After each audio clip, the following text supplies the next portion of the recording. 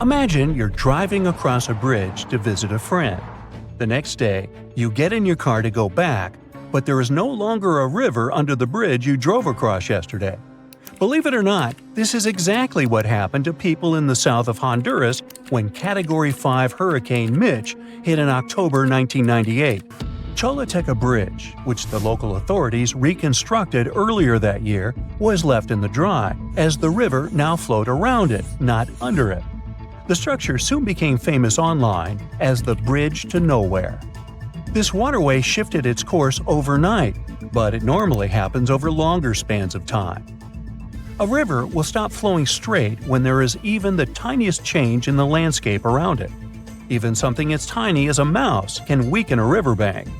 Imagine a family of mice decides to start a home somewhere by the river and digs a cozy hole. Over time, water gets inside this hole and starts washing away any loose soil. Give it a couple of centuries, and the river will now have a bend in this place. And if you're worried about the mice family, don't be, because they moved out a long time before the water flooded their home. Things happen even faster for small streams because, well, their beds are also smaller.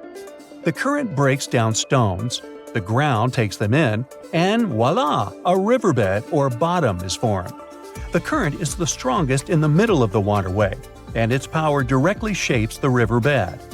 The water flowing through rivers is full of soil and other particles. All this stuff goes from the spring into the mouth of a river and into Earth's oceans. In some cases, these particles build up at some point, and that's how new beaches, probably including your favorite, are born from fine-grained sand.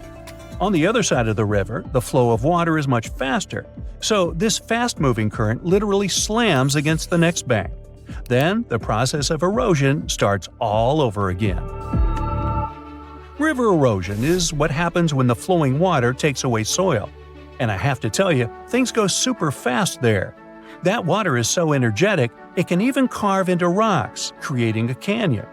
If the riverbanks consist of loose material, such as humus, that's the soil you plant a flower in, then it is easier for the flowing water to erode it. Rivers in the plains are often wide and slow because there's little resistance from the ground around them. So you don't have to worry about waves tipping over your boat on a flatland river. In the mountains, streams quickly wash away all the surface soil and gravel, revealing the bedrock beneath them. It's tightly bound, so mountain streams are literally set in stone, as they cannot wash away this bedrock. So we have erosion to blame for waterways changing their course, and also mountains and hills. When a stream reaches a mountain or simply a rock, it has two choices: to flow around it or carve its way through it. In flatlands, rivers don't have any natural competition, so they choose a more winding path. All this twisting and turning increases the river's total length from the source to the mouth. One such example is the mighty Mississippi River in the U.S. It has a lot of curves and bends, which are called meanders. In the last century and a half alone, the Mississippi changed its course several times.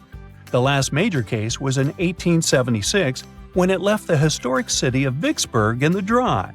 2 years later, a team of American engineers came to the area to construct the Yazoo Diversion Canal, which took 25 years to complete. Thanks to it, ships could once again sail to Vicksburg, reviving the town's economy. What happened in this southern U.S. town in the 19th century is an ordinary natural consequence of river erosion. The bends in a waterway grow sharper over time, making the water flow faster. This speeds up erosion, and individual bends slowly start approaching each other to the point they merge. When this happens, the river straightens up overnight, leaving a lake in the form of a horseshoe in the place where the bend was. This newly formed body of water is called an oxbow lake. These still water lakes either dry up, since they're no longer fed by a spring, or they turn into swamps. In some cases, humans use them as water meadows used for agriculture. Lake Shakot in Arkansas is the largest oxbow lake in North America, formed by the Mississippi several centuries ago. The source of the Mississippi is a lake in Minnesota, but a river can also start when two other watercourses become one, or when the water simply bubbles up from under the ground. Even melting snow can feed a river, like the Amazon gets its water from the Andes. Determining the source of a waterway can be tricky, so the debate about whether Amazon or the Nile is longer is still ongoing. What scientists know for certain is that the Amazon carries more water than any other river. 1/5 of all the fresh water that enters Earth's oceans comes from this South American river. When you look at the Amazon River on a map, you'll notice how it flows from Peru to Brazil, that is, from the west to the east. This direction might seem odd when you compare it to the Mississippi, which flows to the south on the map. It's so confusing because you probably know rivers flow down, affected by gravity. But down doesn't automatically mean south. Running water will try to find the easiest route down, so there are no rules in terms of cardinal directions. The Nile River is the best example of this, as it actually flows north into the Mediterranean Sea. Northern Egypt, where all those pyramids are located, is on lower ground than Sudan, where the Nile is formed when the Blue Nile and the White Nile merge. In northern Asia and the Mackenzie River in Canada both flow northwest, while the Yellow River in East Asia flows in the same direction as Amazon, to the east into the Pacific Ocean. These major rivers are some of the best examples that a stream doesn't have to flow from the north to the south. Gravity is the only important factor that determines which way a stream will flow, as running water is all the time pulled downwards. The flow of water is faster on steeper slopes. When there's a sudden drop in the flow, waterfalls form.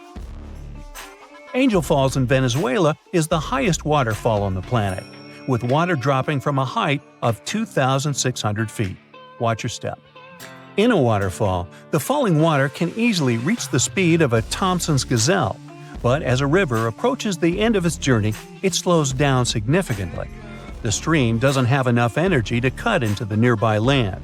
All the sediment it has picked up along the way, such as sandstone, slows it down. At the place where a river meets the ocean or a lake, it gets rid of this sediment along its banks, creating a delta, an area rich in fertile soil. The Ganges in India has the biggest delta in the world, several hundred miles wide and visible from space. The Amazon, on the other side, doesn't have a true delta because the strong currents of the Atlantic Ocean wash away everything the torrent brings. The deepest section of the riverbed that runs along its middle is called a channel. This is where the current is the strongest, so ships travel on top of these channels. When engineers want to expand a waterway, they simply dig a deeper channel and voila, larger ships can now pass. This is just one way humans alter watercourses. We often strengthen the banks of a river to prevent erosion or build dams that stop or divert the flow of water. The oldest operational dam on the planet dates back to the time of Egyptian pharaohs. It was, of course, the first damn thing. A bridge, a very helpful structure that traces back to the Neolithic times. The oldest bridge in the world, at least the one that is still standing, is the Acoustic Bridge, built more than 3,000 years ago. But there's a river you cannot cross using a bridge, the Amazon River, the largest and longest river in the world. Okay, the Nile River is actually the longest river in the world, but the Amazon wants both titles for itself. The Amazon River is born in Peru and crosses Colombia and Brazil until it reaches a massive delta at the Atlantic Ocean. Its waters travel a longer distance than Frodo and Sam, and yet not a single bridge has ever been built over it. Why is that? First of all, seasonal floods change the size of the river. During dry seasons, the Amazon is about 3 miles wide, but during heavy rains, it can get up to 30 miles wide in a few weeks. Not only that, but the flood also makes the river change its position. Now imagine trying to build a bridge in a place where the ground turns into water for about 4 months. Not an impossible task, but not the easiest one either. Now, if you look back at your geography classes, you might remember that the soil of the riverbank can be very soft, especially in the Amazon, which means it can erode and shift. Heavy rains also create marshes, a type of wetlands that actually reduces the magnitude of the floods and purifies the water. It's also home to many animals. This means that to build a bridge, part of this wetland would have to be drained, which would ruin the lives of all those animals. Besides, the foundations of said bridge would have to be deep, and that would cost a lot of money. The rain creates yet another problem for the potential bridge. It increases the river's water level by 13 to almost 50 feet. Of course, bridges have been built in deep rivers before, like the Padma Bridge, a gigantic structure with a foundation of 417 feet. But because the soil of the Amazon River can erode easily, a bridge would have to be built using floating structures, known as pontoons, and they're not helpful in a river that changes depth whenever it feels like it.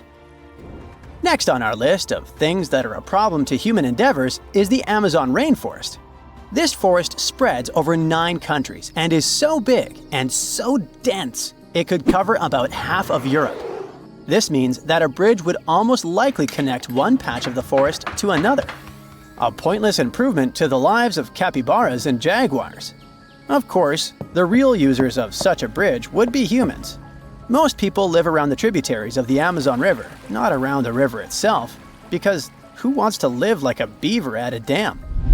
There's even a state called Amapá on the left side of the Amazon River that is completely cut off from the rest of Brazil. You could easily take your car and visit its neighbor, a place called French Guiana. But if you wanted to go to another part of Brazil, you'd have to find other means of transportation. Aside from small riverside populations that live right on the riverside, of the Amazon, bigger cities were built near tributary rivers, like the Rio Negro, which has a bridge, by the way, and the Nanay River in Peru. The bridges that go over the Nanay and the Rio Negro are the only 2 bridges over the rivers in the Amazon basin. The lack of good roads and highways inside the Amazon also makes the creation of bridges a pointless endeavor. Back in the 70s, humans had big ideas on how to explore the Amazon ever more, which is why they decided to build a highway which would cut the Amazon basin from left to right. The road, called the Trans-Amazonian Highway, was supposed to bring people to the heart of the Amazon. But it seems like the difficulties of building more than 2,000 miles of road inside a dense rainforest were not foreseen. Halfway through, the project was abandoned because it was super expensive and problematic. Nowadays, highways in the Amazon basin are always flooded, filled with holes and mud. This whole situation creates a ripple effect. People don't live near the river because it's hard to access it. The roads don't go there either, because it's hard to build them. Which in turn makes even fewer people want to settle on the banks of the Amazon River, because they have no roads to get them there. So, if there are no roads and no bridges, how do people live there? You're not gonna believe this, but the riverside population uses a very old but reliable invention called a boat. The Amazon River is fully navigable, and the people that live there use it like a road. Much like motorcycles, cars, and buses, the Amazon River has canoes, speedboats, and ferries. There's even a very specific ferry called Obidense, transporting people to the municipality of Óbidos, hence the name. Locals do everything on boats. They even have a boat hospital that floats around and visits riverside populations, and a boat bank, so you can do all your bank-related things while looking at the vastness of the Amazon. Honestly, genius invention. The downside to this lack of bridges is that it stops us from exploring the truly hidden gems of the world. In the Amazon, for example, there are over 10,000 undiscovered archaeological sites. We may never be able to dig out stuff like fortified villages, geoglyphs, and many other structures. It would be pretty neat to go full-on Lara Croft in the middle of the Amazon, but these findings are tucked deep in the heart of the forest. At the same time, only on a boat are you able to witness the crazy phenomenon of the unmixed waters of the Rio Negro and the Solimões on the Amazon River. For more than 3 miles, these 2 tributaries of the Amazon River flow side by side without mixing. The speed and the temperature of these waters are different, so you'll see a river that looks like coffee and Coca-Cola mixed. This awesome phenomenon is called the meeting of waters. But the Amazon River is not the only river in the world deemed bridgeless. The Congo River, the second longest river in Africa, only has 1 bridge crossing it. The two Congos. Yes, there are two different countries in the world named Congo, are separated by the Congo River, and so far, no roads connect them. Also, fun fact, some geologists believe that back when Gondwana existed and the continents were all cuddled together, the Amazon and the Congo River were one river connected to each other. Another place with a lack of bridges is the east side of the Thames in London. The west side of the river is narrower, which makes building a bridge easier. There are about 33 bridges on the west side alone, but if you want to cross the river from the east side, it's gonna be a hassle. The thing is, back in the 1800s, shipping companies decided that building too many bridges over the Thames was too expensive, because this was a shipping route and the bridges would have to be taller than usual. The structure would also have to be long, since some parts of the Thames are about 1,870 feet wide. But building long bridges is not a problem per se. In Rio de Janeiro, for example, you can find the Rio Niterói Bridge, which is about 8.26 miles long. Back when it was built in the 70s, it was the second longest bridge in the world. The bridge is so long that in 2018, a girl was born while her mother was crossing it, and now the birthplace in her birth certificate is literally the bridge. There's also no U-turn on it, so if you drive onto the bridge by mistake, you're in for a long drive. So next time you feel like exploring the Amazon, remember to pack your own boat. Around 2,500 years ago, an earthquake completely changed the course of one of the largest and most famous rivers on the planet, the Ganges. Now, it's normal for rivers not to sit in one place, so if you live next to one, it could also just disappear without a trace or flood the whole city one day. In the case of the Ganges River, a supermassive earthquake became the reason for this dramatic change. Scientists say it might happen again, and it would be a huge problem for millions of people who depend on this river. The Ganges River starts as small streams in the Himalayas and travels a long way, over 1,500 miles. Along its journey, it meets other big rivers before all the water flows into the Bay of Bengal. The Ganges has the largest delta in the world among all rivers. Just like many other rivers in the region, it slowly changes its path over time. These changes, if they happen when a river wears away its banks, usually takes a long time, sometimes decades. Scientists have discovered that the Ganges-Brahmaputra river system has shifted several times over the last 6,000 years. When they looked at satellite images of the Ganges Delta, they noticed something interesting. There was a crescent-shaped dip in the ground about 28 miles away from where the river is flowing now. This depression was over 1 mile wide and stretched for many miles. They thought it might have been an old main channel of the Ganges River a long time ago. In 2018, the team decided to visit the area to check it out for themselves and take samples to learn more about it. While driving back home, they noticed a pit where someone was digging dirt to create a pond. The next day, they planned to fill it with water, but the researchers spotted something strange in the dirt. There were vertical bands of light-colored sand mixed into the darker mud. These special layers are clues from the past. They show that an ancient earthquake made sand and water shoot up from below the ground and created sand volcanoes that were trapped in time. The scientists studied the sand and mud and figured out that these earthquakes happened around 2,500 years ago and were strong, with magnitudes of 7 to 8. The epicenter was over 110 miles away from the main stem of the river, but it was powerful enough to displace it. It could have affected around 140 million people.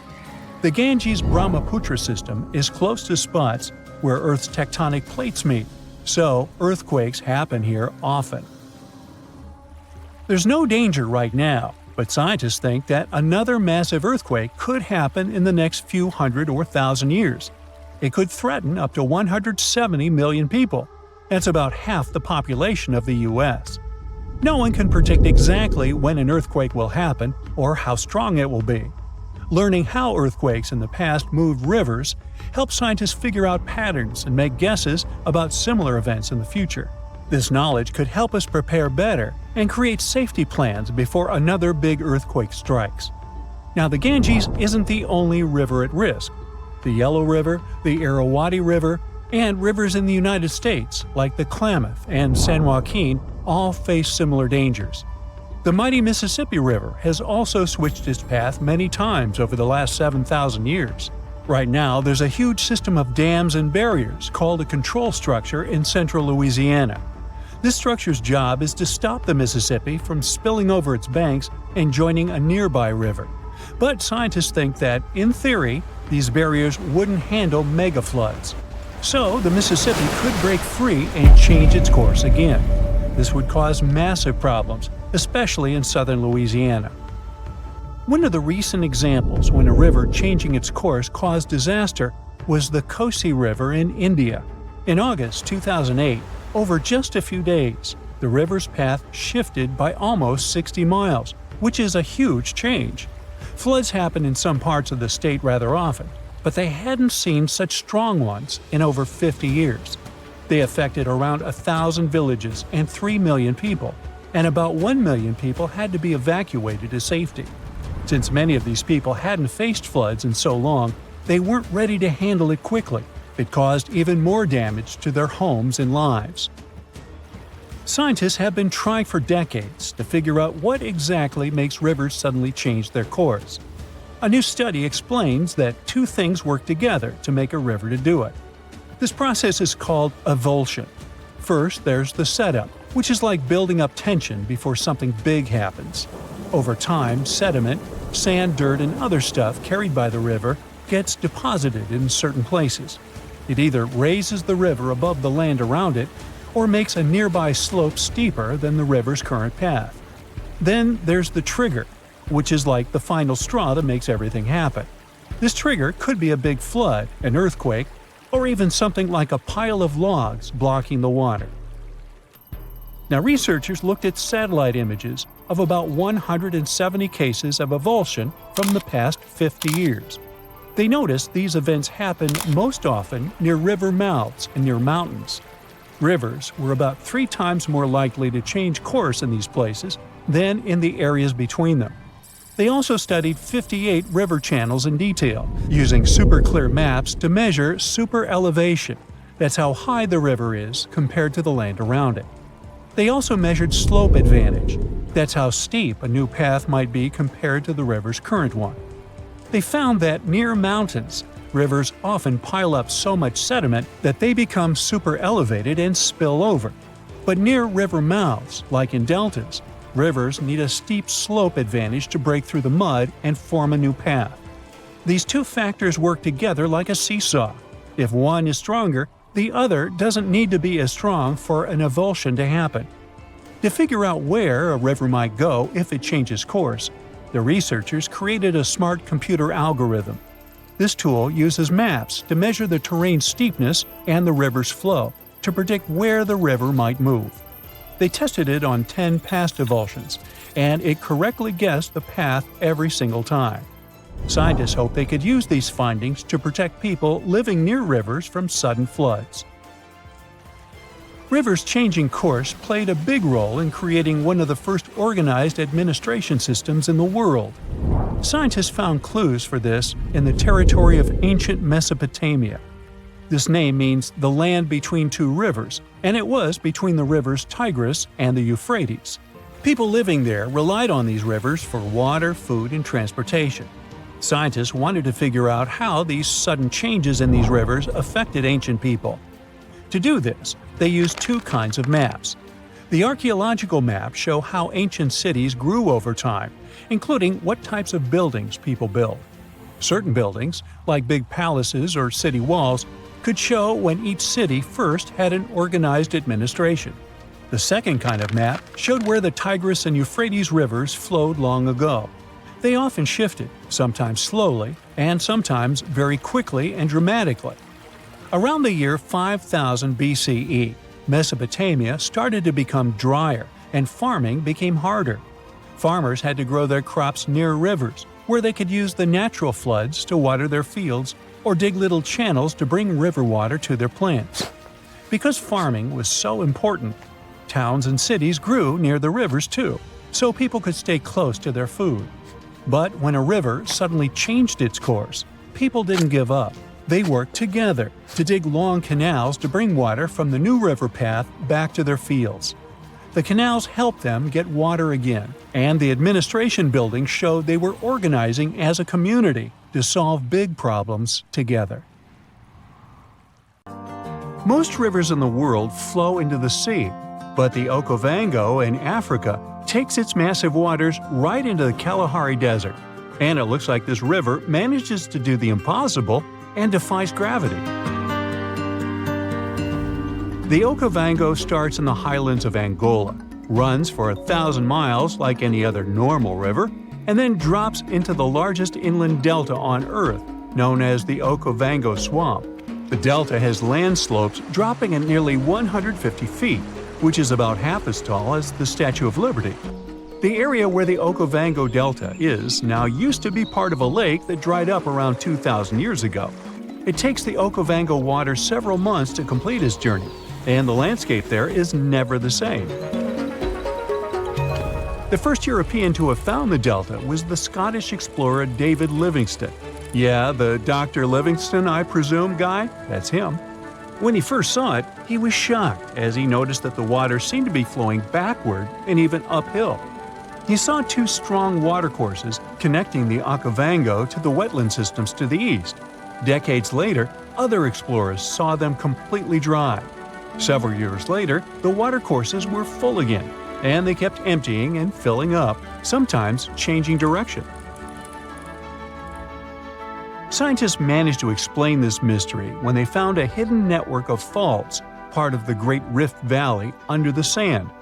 When major earthquakes happen, like the one in Indonesia in 2004, the Earth sets off a chain reaction. Tiny cracks underground shift just enough to send a trickle of water down the river, and a flood begins, raising the water levels. Plus, in May and June, when winter begins in the southern hemisphere, floods bring more fresh water and life to the swamp. Islands get submerged completely during the peak floods and then resurface again at the end of the wet season.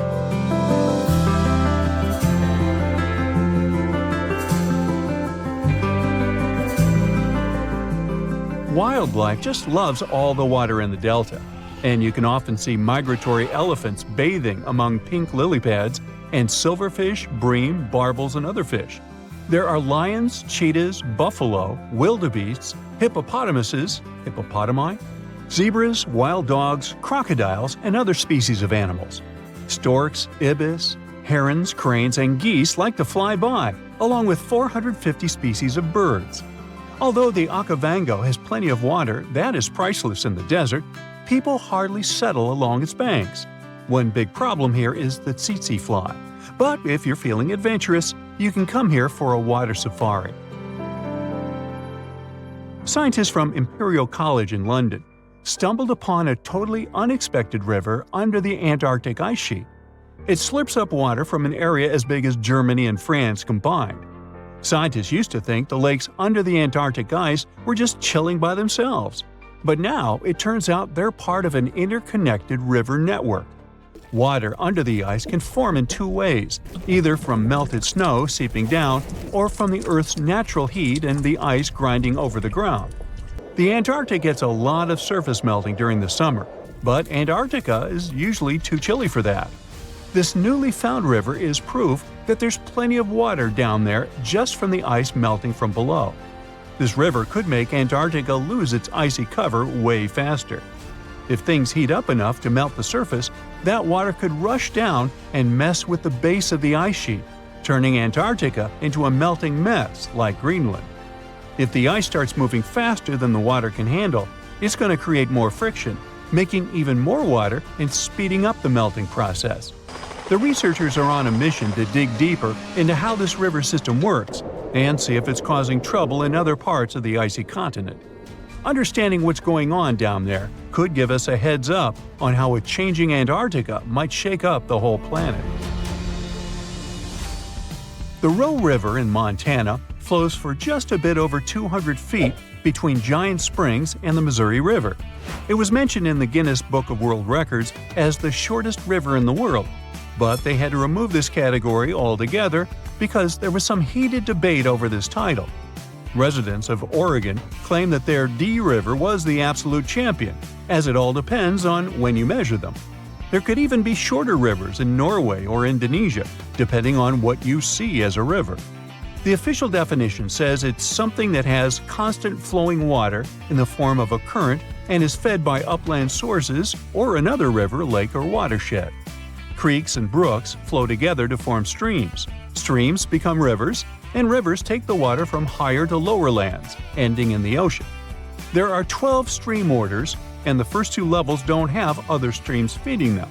So, Roe and its other short buddies technically deserve the title of rivers. I'm glad we cleared that up. Rio Negro in South America is the largest Blackwater river in the world and the largest left tributary of the Amazon jungle. Its waters look more like strong tea and seem pitch black only from the distance. They get that dark color from humic acid. When plants containing phenol break down only halfway, they leave behind this tea-like hue. Some people believe that Blackwater rivers can't be productive, but Rio Negro helps big fishing industries and has spots where turtles come to lay their eggs. Back in the 17th century, explorers didn't find tons of indigenous folks along the river. But it probably didn't have to do with its productivity, more with diseases and conflicts. There are around 700 different fish species documented in Rio Negro's basin, including at least 100 you won't find anywhere else. A bunch of those fish end up in aquariums, like the super popular cardinal tetra. There is a canal connecting Rio Negro and the Orinoco, which is another major river in South America. Many aquatic species try to move between the rivers, but only the toughest can handle the mix of blackwater and clearwater sections in that canal. There's a unique creek in Wyoming that drains both into the Pacific and the Atlantic Oceans. It begins high up in the Teton Range and later splits into two branches. The Pacific Creek joins the larger Snake River, which merges with the Columbia River and finally reaches the Pacific Ocean. The Atlantic Creek heads east and flows into the Yellowstone, Missouri, and Mississippi rivers and eventually empties into the Gulf of Mexico. If you connect the two creeks' watersheds on a map, you'll get a single blue line between Oregon and Louisiana. Explorers who were looking for the Northwest Passage between the two oceans never knew they could have used the creek. They would just need really tiny boats. Some scientists believe that cutthroat trout knew about this route long before people. They managed to migrate from the Snake River to the Yellowstone River, most likely using the Two-Ocean Creek. Now, every summer, the Caño Cristales in Colombia turns into a liquid rainbow, or the River of Five Colors. At this time, and until the end of fall, the conditions are just perfect for the riverbed to turn bright red, yellow, green, blue, and black. You gotta thank certain aquatic plants growing in the river, a special type of seaweed for all this beauty. During the wet season, the river moves fast, and the sun cannot get to these plants. When the dry season hits, there isn't enough water to feed them. So, the time in between the seasons has the perfect conditions for this colorful show. No other place in the world has anything similar. So, at some point, the number of tourists who wanted to see it became so huge that scientists got concerned it could be bad for this hotspot of biodiversity. The area is home to rare species of animals, birds, and plants. Now, there are ecotourism trails and strict opening hours for visitors.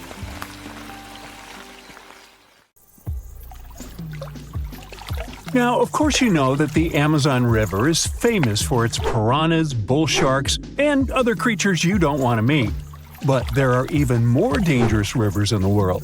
The deepest of them, the Congo, goes so far down in some sections that even light can't reach there. It's the only major river that crosses the equator twice and carries enough water to fill more than 13 Olympic-sized swimming pools into the Atlantic Ocean every second. Wow! Even the most experienced boaters have trouble passing through all of the river's strong currents, rapids in its upper part, and waterfalls and gorges in the lower section. The Congo currents are so fast and powerful that they even divide animals like mountains and oceans do. There are new species of fish evolving separately on the two banks as they can't reach the other side and breed with each other. One of the most dangerous types of fish living here is the Goliath tigerfish. These monsters, that grow up to 5 feet and travel at the speed of 25 miles per hour, are relatives of piranhas. Their mouths are full of vicious, razor-sharp teeth. Their females lay hundreds of thousands of eggs, and the offspring are predators from birth.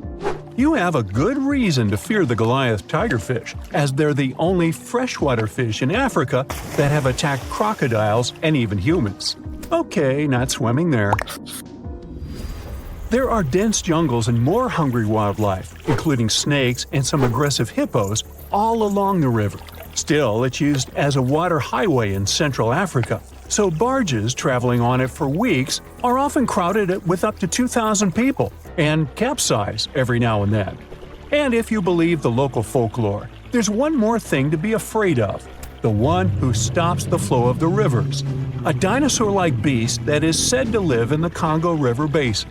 There have been over 100 sightings over the last century, but no one can provide solid evidence the beast is real. At the turn of the 21st century, there was a series of terrible, mysterious stories on the Kali River in Asia. Something described as a mud-colored water pig would drag swimmers underwater in front of terrified eyewitnesses. British biologist Jeremy Wade stepped up to crack the case. He noticed that all the scary incidents were happening in one specific spot, stretching about 4 miles. Villagers told him this creature was growing big and bad from all the food it got. Wade examined the water with a depth sounder and thought it could have been a whirlpool. Then the monster dragged a domestic water buffalo into the water. The buffaloes are big and heavy, so the creature that attacked it would have to be super strong. Saltwater crocodiles don't go so far inland, and the most common local species of crocodiles don't live in cold waters. There were no bull sharks in the area either. Finally, Wade spotted several goonch catfish underwater. Some of them were human-sized. They couldn't capture these monsters with a regular fishing rod, but a special ceremonial construction did the job. The largest fish was 6 feet 7 inches long and 3 times the weight of an average gaunch. It was large enough to take down a human or a large animal, but Wade mentioned there could be even bigger ones living in the Kali River. The Orinoco River in South America is dangerous to navigate because of some crazy curves and strong underwater currents. It's easy to get lost here, even if you have your GPS on. There are sudden waterfalls all along, and you must be prepared to handle those to survive. The river is the only home to a rare Orinoco crocodile and has some pretty scary-looking vampire fish swimming around. This payara fish has sharp, spiky daggers that line their gums and 2 elongated fangs that rise from their lower jaws. Could probably use an orthodontist and some braces, you think? It's a ferocious hunter constantly looking for the next victim, which is going to be a medium or large-sized fish. If a human catches a payara, it will defend itself, leaving cuts, nips, and bites, but there are no known cases of this cutie taking a human life. Well, that's good. The Yellow River in China received its name after its color, but it wasn't always this yellow. It was first formed at least 30 million years ago and shifted its course over 30 times over the centuries. Yellow sediments moving downstream from a plateau in the distance transformed it from clear to muddy. This fine-grained substance piled up at the bottom of the river and formed natural dams. The huge amounts of water that the river carries need to find their way to the sea, and that's when major floods happened, taking several million lives in various epochs. The locals tried to solve the problem by building higher and higher levees, but it only made things worse. Water coming out of the river would now have nowhere to back up, as the riverbed was higher than the surrounding land. This even shifted the river's mouth. Now there are massive dams and dikes all along the river to try to contain it. The Parana River is the second longest in Latin America and has many tributaries. They flow in from the highlands near the Andes, and there's a huge drainage in the wet season. This makes the river a perfect home for, guess what, piranhas. There are 30 to 60 species of these scary fish in the Parana waters. In late 2013, they attacked bathers cooling off by the water on a hot day. People started running out of the river as they felt something was biting them in the water. Luckily, no one lost their lives in the accident, but it's still considered one of the most audacious piranha attacks ever recorded. Biologists later determined that the type of piranhas, called palomates, was to blame for this, and humans had probably disturbed their breeding grounds. Well, the piranha also has a strong current that is tricky for boats and swimmers to overcome. Plus, it often floods, which can be dangerous for people living in the surrounding areas. The longest river in the world, the Nile, flows through 11 countries all the way into the Mediterranean Sea. Expeditions have spent centuries looking for its source, and no one still knows for sure where this mighty river begins.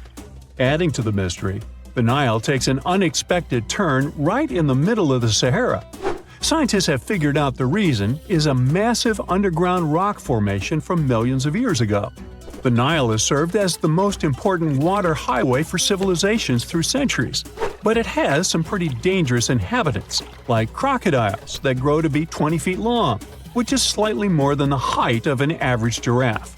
These bad guys can reach a speed of 30 miles per hour on land and take the lives of a couple hundred people every year. Hippopotamuses that also live here sometimes go after boats, and venomous snakes like the black mamba and the Egyptian cobra add to the mix. One of the most dangerous creatures on the Nile is the mosquito, as they carry around all sorts of diseases that affect hundreds of thousands of people. The Brahmaputra River in Asia carries waters from the mighty Himalayas. When the snows in the mountains melt, the river floods massively, causing landslides, displacing millions of people, and taking the lives of hundreds of animals in the nearby national parks. Such floods are also common during the monsoon season in India, from June to October, with heavy rains. The course of the Brahmaputra River is changed incredibly over the past 2.5 centuries. Erosion is another danger it's hiding. The banks of the river are mostly made of weak cohesive sand and silt, and even though the erosion rate has gone down, it is still the reason a lot of people lose their land and get displaced. The Brahmaputra is one of the few rivers in the world that has a tidal bore. That's a strong tidal wave that pushes up the river against the current where a river empties into an ocean or sea. And there you have it. So, contrary to popular belief, labeling the Nile as the longest river in the world might be a misconception. The measurement of a river's length entails more than simply calculating the distance between its starting point and end point. Rivers are intricate systems comprised of various tributaries, which significantly impact their overall length. In fact, when accounting for these tributaries, the initial figure can increase up to threefold, exemplified by the Mississippi River. From its origin in Itasca to its conclusion in New Orleans, the measurement suggests one length. However, the inclusion of the Missouri River alters this perception entirely. This discrepancy has fueled ongoing debates regarding the Nile's length compared to that of the Amazon River. Despite Google's recognition of the Nile as the longest river worldwide, it may not fully align with the factual reality. That's a nice way to put it. To comprehend this concept, envision rivers as the veins within a human body. It would be inaccurate to assume that a 6-foot-tall individual only has 6 feet of veins, right? Veins intricately weave throughout the entire body, much like a vast network. Rivers operate under the same principle, and the length of the main river is not the sole consideration. The extensive network of tributaries holds equal importance. Meanwhile, atmospheric rivers are fascinating meteorological occurrences, characterized by air currents that transport incredible amounts of water vapor all the way from the Amazon rainforest in northern South America to as far as northern Argentina. These airborne highways serve as essential conduits for the life-giving moisture carried by these airborne rivers, and their influence extends across Brazil's central west, southeast, and south regions, shaping the waterfall patterns in these areas. When these ethereal rivers converge with specific weather conditions, such as a cold front, the latent humidity they bear can transform into much-needed rainfall. This precipitation plays a vital role not only in sustaining the diverse ecosystems of the region, but also supporting Brazil's thriving economy in multiple ways. The significance of this phenomenon is evident as it enables the irrigation of crops, ensuring agricultural productivity and food security. Additionally, it replenishes local rivers, keeping the water flow steady and supporting aquatic life. Moreover, the water collected by these rivers is channeled into dam reservoirs, providing a reliable source of energy for the nation. The amount of water carried by the airborne rivers may match or even surpass the enormity of the Amazon's flow. Thus, when we unite the conventional Amazon River with its aerial counterpart, it becomes significantly larger than the Nile. Atmospheric rivers are also observed in the Congo Basin, where the climate is predominantly shaped by the moisture emanating from the Atlantic Ocean and the forests of the Congo Basin. This incredible phenomenon leads to evaporation levels as high as 3 to 6 feet of water per year. These rivers vary in size and strength, but on average, they transport a water vapor volume comparable to the flow at the mouth of the Mississippi River. In rare cases, exceptionally powerful atmospheric rivers can carry up to 15 times that amount. When these rivers reach land, they release the accumulated water vapor, resulting in rainfall or snowfall. Although atmospheric rivers come in various forms, those with high water vapor content and intense winds can cause extreme precipitation and flooding, especially when they linger over flood-prone watersheds. An example of a well-known atmospheric river is the Pineapple Express, a robust system capable of transporting moisture from the tropical regions near Hawaii to the U.S. West Coast. Such events can disrupt travel, trigger mudslides, and lead to significant destruction of life and property. However, not all atmospheric rivers pose risks. Many are weaker systems that provide valuable rain or snow, essential for maintaining water supplies. Plus, they play a critical role in the global water cycle and have a close association with water supply and flood hazards, particularly in the western United States. In addition for the potential for flooding, atmospheric rivers also contribute to desirable increases in snowpack. A series of atmospheric rivers was responsible for severe winter storms that battered the U.S. West Coast from western Washington to southern California between 2010 and just recently in early 2024, resulting in rainfall ranging from 11 to 25 inches in certain regions. So, if water vapor can be considered a river, it begs the question, what else can be classified as a river? Surprisingly, even without any water, something can still be deemed a river. This fascinating phenomenon is known as a wadi, traditionally referring to a river valley. Wadis can be found in gently sloping, almost flat areas of deserts. Unlike traditional rivers, wadis lack permanent channels due to the sporadic presence of water flow. As a result, they exhibit braided stream patterns caused by limited water supply and an abundance of sediments. The water that does manage to reach the stream bed percolates down, causing a sudden decrease in energy and significant deposition. Additionally, wadis can develop sediment dams, altering stream patterns during subsequent flash floods. Interestingly, wind also plays a role in sediment deposition within wadis. When wadi sediments are submerged or moist, wind-driven sediments settle on top of them, resulting in a mixture of both water and wind sediments. Rivers can be peculiar not just because they consist of sand or air, but also because of their fascinating coverings. In certain conditions, Scotland's River Dee reveals an intriguing sight: peculiar frozen formations that resemble lily pads. These formations, called ice pancakes or pancake ice, occur naturally when gentle waves cause smooth pieces of ice to collide, resulting in smooth rounded edges. As these ice disks interact with the waves, they gain raised edges, giving them an appearance reminiscent of lily pads. Usually, pancake ice has a somewhat slush-like consistency. Some media reports have suggested that the ice on the River Dee formed from frozen foam. But scientists explain that while it is plausible, the pancake ice still develops through the collision process.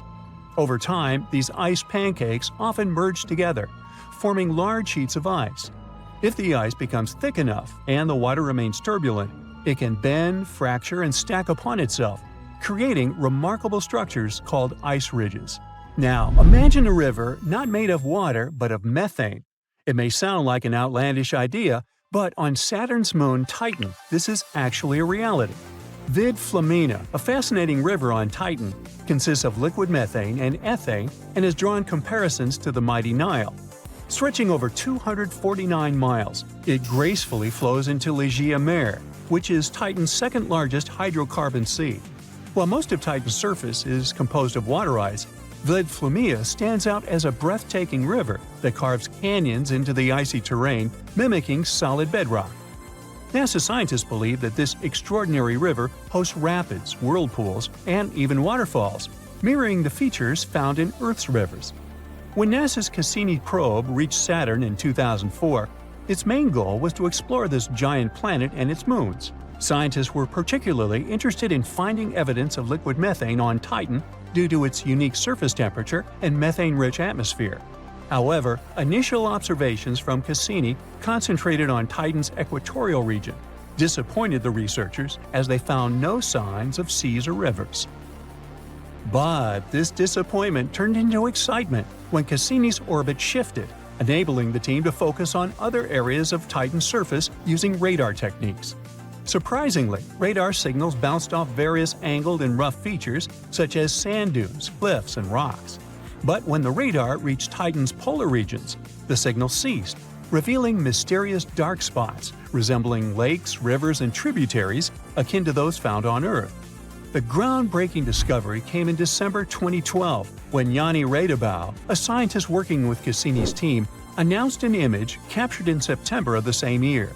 The image unveiled a river resembling the Nile, extending over 200 miles in a relatively straight course, indicating a correlation with fault lines similar to other significant rivers nearby. This remarkable flowing body navigates through rugged and inclined terrain, suggesting the occurrence of tectonic processes comparable to those on Earth. If you've ever driven over the Rocky Mountains, you've probably seen road signs for the Continental Divide, the backbone of North America. All watersheds to the west of it run into the Pacific Ocean, and everything on its eastern slope goes straight into the Atlantic. There's just one creek in Wyoming that couldn't choose one side and drains into both oceans at the same time. Two Ocean Creek begins its journey high up in the Teton Range. The snow-capped peaks provide the perfect backdrop as the creek starts its descent, winding its way through alpine meadows and dense forests. As the creek continues its course, it gets to the Two Ocean Pass. This is the geographical crossroads where the creek splits into two branches, the Atlantic Creek and Pacific Creek. The Pacific Creek goes westward and becomes part of the larger Snake River watershed, bringing its waters to the Snake River, which eventually merges with the Columbia River and, finally, reaches the Pacific Ocean. The Atlantic Creek heads eastward and flows into the Yellowstone, Missouri, and Mississippi rivers, and eventually empties into the Gulf of Mexico. If you connect the two creeks' watersheds on a map, you'll get a single blue line between Oregon and Louisiana. Explorers struggling to find the Northwest Passage between the two oceans never knew they could have used the creek. They would just have to use really tiny boats. Some scientists believe that cutthroat trout had better luck in that way. They managed to migrate from the Snake River to Yellowstone River, most likely using the Two Ocean Creek. Technically, fish can travel over 6,000 miles to cover the whole distance from sea to shining sea in fresh water. The creek could be just perfect for that journey. There are hiking trails in Grand Teton National Park that lead to Two Ocean Pass. If you feel adventurous enough, you can stand at the literal crossroads of the continent and see the beginning of two aquatic journeys. Lonar Lake in India popped up literally out of nowhere around 52,000 years ago. Newer data says it could be much older, probably over 500,000 years. At first, scientists were sure that the lake was in an ancient crater of a long-extinct volcano. But then, geologists made a detailed analysis of the soil and water and found out that Lonar Lake has a space origin. The minerals found in its soil are similar to those found in moon rocks brought to Earth during the Apollo program. The lake is an impact crater left by a huge meteorite, which was almost 6 times heavier than the Empire State Building. The impact was so strong that the volcanic rock melted and turned into glass. In 2020, the lake, which was already unusual enough, suddenly turned pink. It wasn't a part of an early Barbie movie marketing campaign. The detailed analysis showed that the water contained an increased level of unique microbes. They accumulate on the surface and emit some pink pigment. After a while, the microbes settled to the bottom and the lake became transparent again. Flamingos that got their food from the lake also got to taste some of the microbes and became an even brighter shade of pink than usual. One of the most famous sights of Yellowstone National Park is the Grand Prismatic Spring. It's one of the largest springs in the world, and it's inspired people who have seen it since at least the 19th century. Back then, a group of trappers mentioned an indigo blue lake boiling like a huge cauldron. Decades later, expeditions came to the spring to study it better and explain its unusual appearance. But because the spring at its widest point is longer than an American football field, they had to build a special vessel and travel far from the shore. The scientists traveling in the boat never wore life vests. They knew those would be useless if the boat tipped over. The water in the middle of the spring is of near boiling temperature, and those vibrant colors are the result of extreme organisms living in the hot water. The temperature changes as you travel away from the center. Different species that don't mind the heat have settled in different parts of the pool, giving it its famous diverse pigments. Back in the early 20th century, someone got the interesting idea to try to irrigate a part of Nevada's Black Rock Desert. They drilled a well and found lots of water, but it was near boiling temperature. The water was clearly not good for agriculture, so the human-made geyser was left abandoned. Over the decades, it slowly turned into an impressive cone of calcium carbonate deposits. Then, in 1964, a geothermal energy company drilled another well close to the first one. The water they had found was of the same temperature. This time, it wasn't hot enough for their needs to produce energy, so they decided to cap the well and leave. But water managed to get up and out, and it completely dried up the first geyser. The second one, which got the name Fly Geyser, is still flowing burning hot water rich in minerals. The cone is multicolored and looks like it's not from this planet, thanks to the algae living in it, which love the heat. Every summer, Caño Cristales in Colombia turns into a liquid rainbow, or the River of Five Colors. At this time, and until the end of fall, the conditions are just right for the riverbed to turn bright red, yellow, green, blue, and black. We owe this beauty to certain aquatic plants growing in the river, a special type of riverweed. During the wet season, the river moves fast and the sun cannot get to these plants. During the dry season, there isn't enough water to feed them, so the time in between the seasons has the perfect conditions for this colorful show. It doesn't happen anywhere else in the world. At some point, the number of tourists who wanted to see it became so huge that scientists got concerned it could be bad for this hotspot of biodiversity. The area is home to rare species of animals, birds, and plants. Now, there are ecotourism trails and strict opening hours. In August 2014, a man in Tunisia was going back home from the north after doing his business. It was a hot summer evening, and he was dreaming about water, when suddenly, it popped up right in front of him. There was a whole lake in the middle of the desert, and the man was pretty sure it hadn't been there several days before.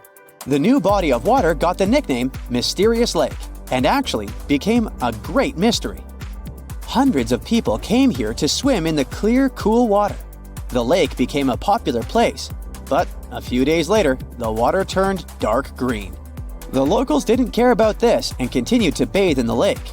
But when scientists and geologists arrived at the place, they announced that the water was dangerous to swim in.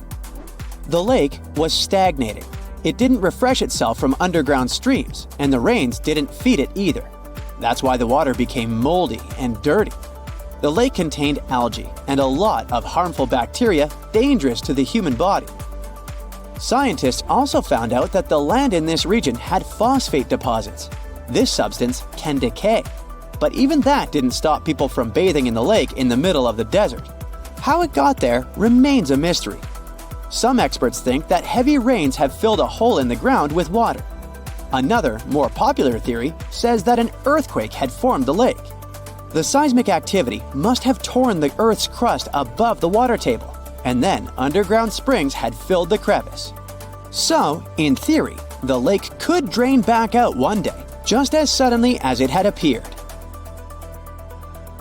When we think of active volcanoes, one region comes to mind: the Ring of Fire in the Pacific Ocean.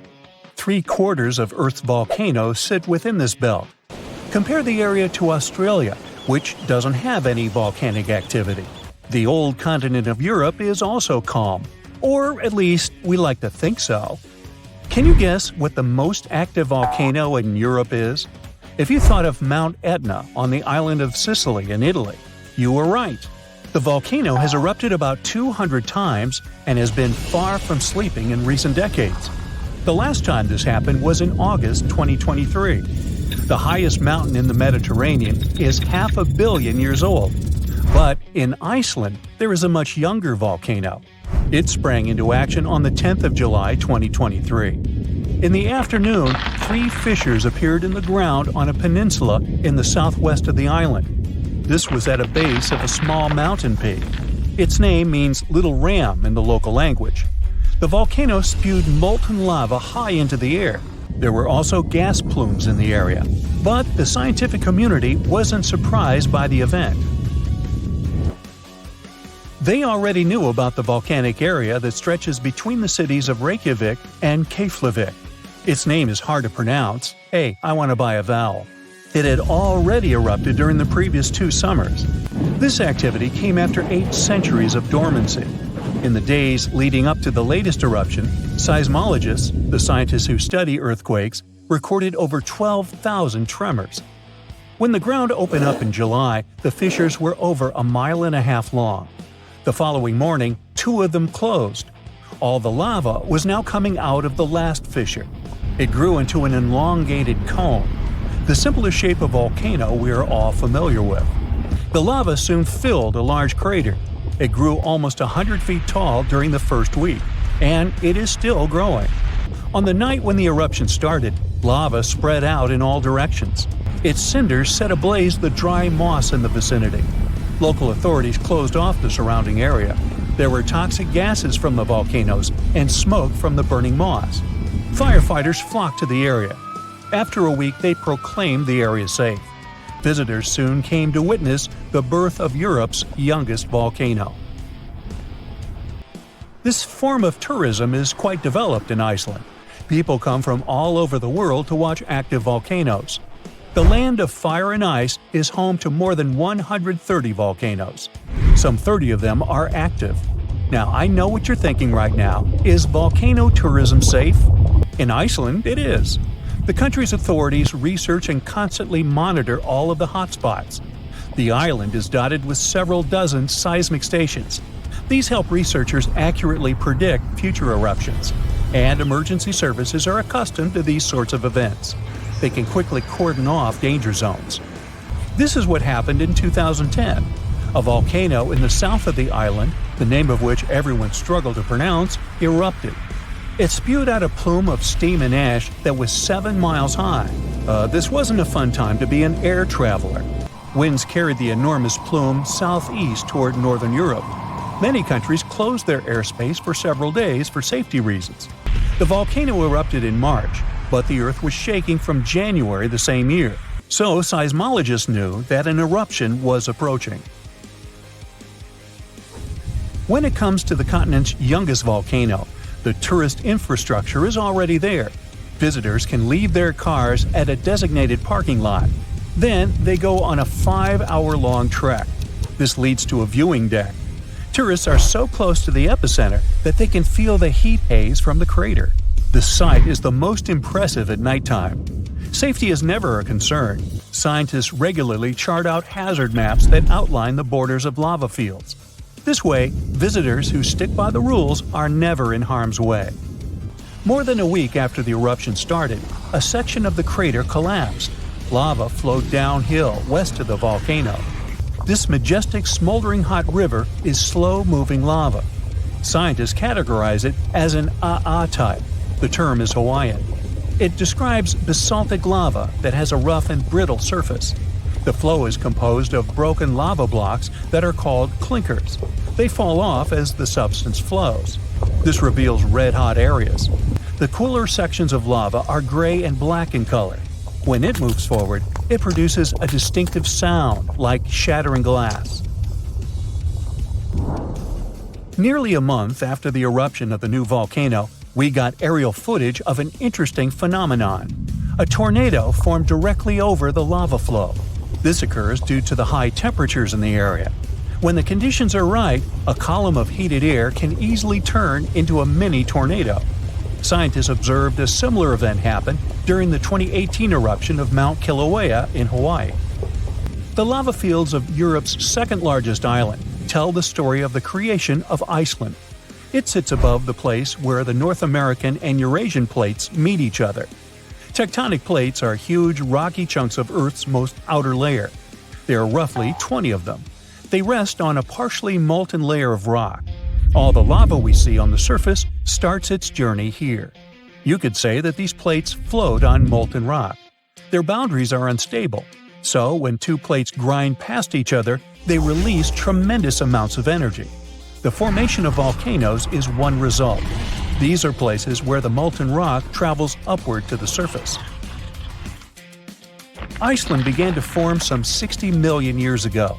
The tectonic plates under the ocean drifted apart. Enough lava piled up on the surface to create solid ground.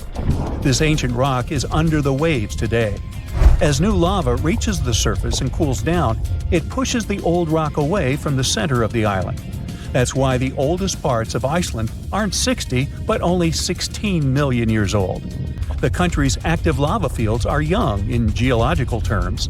Some of them are under 1,000 years old. Scientists consider the island a hot spot for volcanoes, pun intended. Nearly a third of the basaltic lava that reaches the Earth's surface in recorded history came from Icelandic eruptions. Fissure swarms, like the ones before the 2023 eruption, cover 30% of the Nordic country. For this reason, only a quarter of the island is inhabited. Norse Vikings were the first people to settle in Iceland at the beginning of the 10th century. Nature threw them a loud welcoming party. Just a few years after their arrival, they witnessed one of the greatest volcanic eruptions in history. Vikings came from a region without volcanoes, so they had no clue as to what was going on. Today, Icelanders are used to such events. This is good because their homeland is entering a new era of volcanic activity. Volcanologists suspect that recent events are an introduction to decades of more frequent eruptions. The peninsula that is home to Earth's youngest volcano is just 17 miles southwest of Iceland's capital city. It's been dormant for a long time. Present-day eruptions there are a reminder that the natural processes that created Iceland are still ongoing. Recently, scientists discovered that there's a historical link between volcanic eruptions in the north of Europe and glaciers. Our planet went through at least 5 major ice ages. These were exceptionally lengthy periods when the average temperature on Earth dropped. The result was the expansion of ice sheets across northern Europe and North America. The last ice age ended some 10,000 years ago. Researchers are still trying to fully understand how these glacial periods affected volcanic activity. They suspect that the sheer weight of all that ice disrupts the flow of magma underground. When glaciers retreat, the pressure is lifted. This makes it easier for lava to flow upward to the surface where it bursts.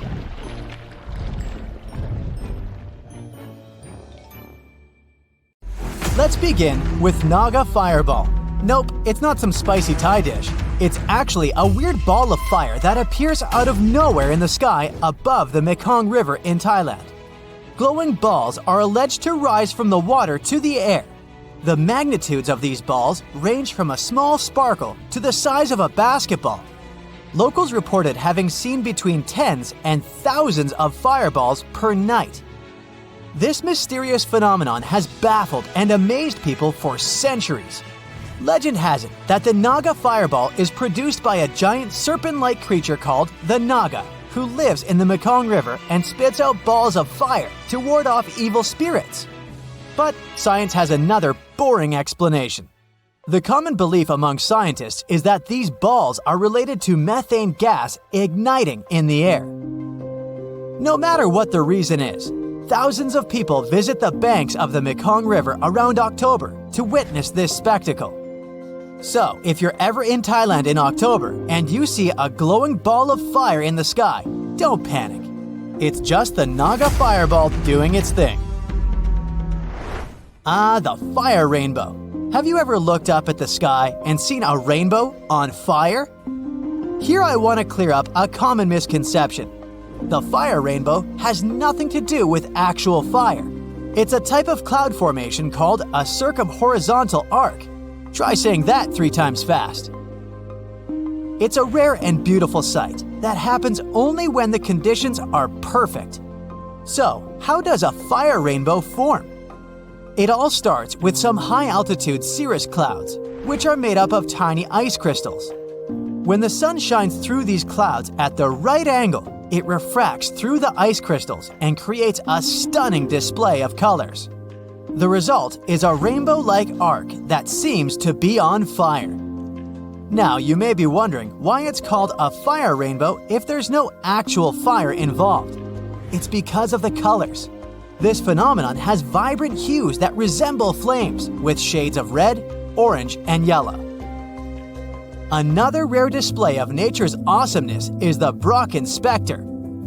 Look at this giant ghostly figure looming over the ground. It's actually a rare optical phenomenon. Instead of a regular shadow, the person's silhouette appears gigantic and distorted, surrounded by a halo of rainbow colors. It's like your shadow gets supersized and fancied up. The name of this trick of light comes from the Brocken Mountain in Germany. This was the place where it was first observed. Imagine being the first person who experienced this. How cool it must have been. Now you may be wondering how this thing forms. It's related to the way light behaves when it passes through droplets of water in the air. These droplets act like tiny prisms, bending and refracting light in various directions. When the sun shines from behind the person who stands there, their shadow is projected onto the mist or fog in front of them. The light gets refracted in such a way that their shadow appears much larger than in reality. Imagine seeing the shadow of Yeti. So next time you hike in the mountains, keep your eyes open for this phenomenon. The next natural phenomenon is St. Elmo's fire. It forms when a strong electrical field is created in the atmosphere. Natural events such as thunderstorms and volcanic eruptions provide perfect conditions for St. Elmo's fire to occur. It can also be seen around airplanes when they're moving through stormy skies. On the one hand, I would love to be on that flight and see this glowing thing firsthand. But on the other hand, I'd probably freak out being that close to it. The name St. Elmo is a reference to St. Erasmus of Formia. He was perceived as the patron saint of sailors. In medieval times, some sailors believed that this fire was a sign of divine protection. Seeing this natural phenomenon during a storm meant that they would make it through safely. At the same time, some other sailors perceived this event as an omen of bad luck and upcoming stormy weather. This blue or violet glow has captured the interest of not just sailors, but also scientists. Apparently, the electrical field ionizes air molecules, causing them to emit a bright, glowing light. Next up, we have a special effect from a movie. Okay, maybe not, but the spirit is definitely the same. Let me introduce you to blue jets and elves. See, even the name of the phenomenon resembles a movie title. Anyway, blue jets are blue, cone-shaped bursts of lightning that shoot upward from the tops of thunderstorms. They can reach up to 31 miles into the atmosphere. Elves, on the other hand, are glowing light rings that appear above thunderstorms and can be up to 300 miles in diameter. While these phenomena are difficult to observe, scientists are working hard to figure them out. The way electrical charges build up in the atmosphere during thunderstorms is the key factor for these things to occur. When enough charge builds up, it can create an electrical breakdown that produces a blue jet, or ELF. I'll continue with striped icebergs. Not the ones you put in your salad. These ones float in some parts of Antarctica. You see, when icebergs break off from glaciers, they can sometimes contain layers of ice with different densities and impurities. This ice mass floats in the ocean and gets gradually eroded by wind and water. The layers of ice become exposed, so with time, different colors and patterns become visible. The stripes on these icebergs can come in different colors, like blue, green, and even black. The colors are caused by various types of sediment and organic matter that were trapped in the ice as it formed. Some icebergs can also have more intricate patterns, for example, swirls and spirals. They certainly look like art pieces. The next mesmerizing thing is again related to ice. Have you ever heard of frost flowers? It has various names, such as ice blossoms and crystallifolia. During fall or early winter, long-stemmed plants extrude thin layers of ice, which can take flower-like shapes. These ice formations have delicate, feathery tendrils. In 2009, a biology team from the University of Washington discovered a field of frost flowers near the North Pole. The team melted a few flowers. They got shocking results. These ice blossoms held an unusually large amount of bacteria. It's like the frost flowers are little gardens, but instead of leaves, they have bacteria. I wonder if they have a gardener too. Okay, but how do these icy things form? Frost flowers are seen when the air is extremely cold and dry, and moisture is pulled out of little bumps in the ice. The air gets humid for a while, and then the cold makes the water vapor heavy. The air wants to release that excess weight, so, crystal by crystal, the air turns back into ice. There you go. This is how delicate, feathery ice tendrils are created. It's like the ice is doing its own version of a magic trick. There are more ice formations than we could anticipate. I want to mention another one, because look at these colors. What you see on the screen is called jewel ice, and it can be only seen in Japan's Tokachi River. The river is also known for its crystal clear water. When the temperatures drop and the river freezes, ice chunks move with the waves. These ice chunks look like giant diamonds. Jewel ice is transparent, so it reflects the light differently throughout the day. If you visit the lake at sunset, golden yellow ice stones will welcome you. But if you go there in the middle of the day, they'll appear blue. The color of the reflection is related to how light scatters in the sky. If you love the wonders of nature and taking pictures of these beauties, Tokachi River is probably a place to add to your must-see list. So, have you ever seen one of these phenomena firsthand? The Amazon River travels through 9 South American countries at a length of over 4,000 miles. Still, it's impossible to cross it by a bridge. With the river being the main highway, traveling through this dense forest, and so few areas populated around the river, there's just no reason to have one. The river can rise up to 30 feet, and the river crossings that were only 3 miles wide can expand to over 30 miles in just a few short weeks in certain spots, making a bridge nearly impossible to build here. In New Zealand, in the coastal town of Mauriki, there are huge spherical boulders. Some rocks are 6.5 feet tall and weigh about 7 tons, as much as 10 cows. Ooh, there's a 10-cow boulder. Maori legend has it that these rocks are from the remains of the goods from a large shipwreck that happened hundreds of years ago. From a more scientific perspective, it's sand and gravel combined to form these giant boulders. Waves and winds give them a smooth, round appearance over time. The whole process might take millions of years. Indonesia's Kaiwan Ijen volcano is famous for a stunning turquoise-colored lake sitting at the top of the peak, but don't dip in. It's an acid lake. But its scariest part is the sulfuric gases leaking out when lava flows freely, reaching temperatures hotter than 1,000 degrees Fahrenheit.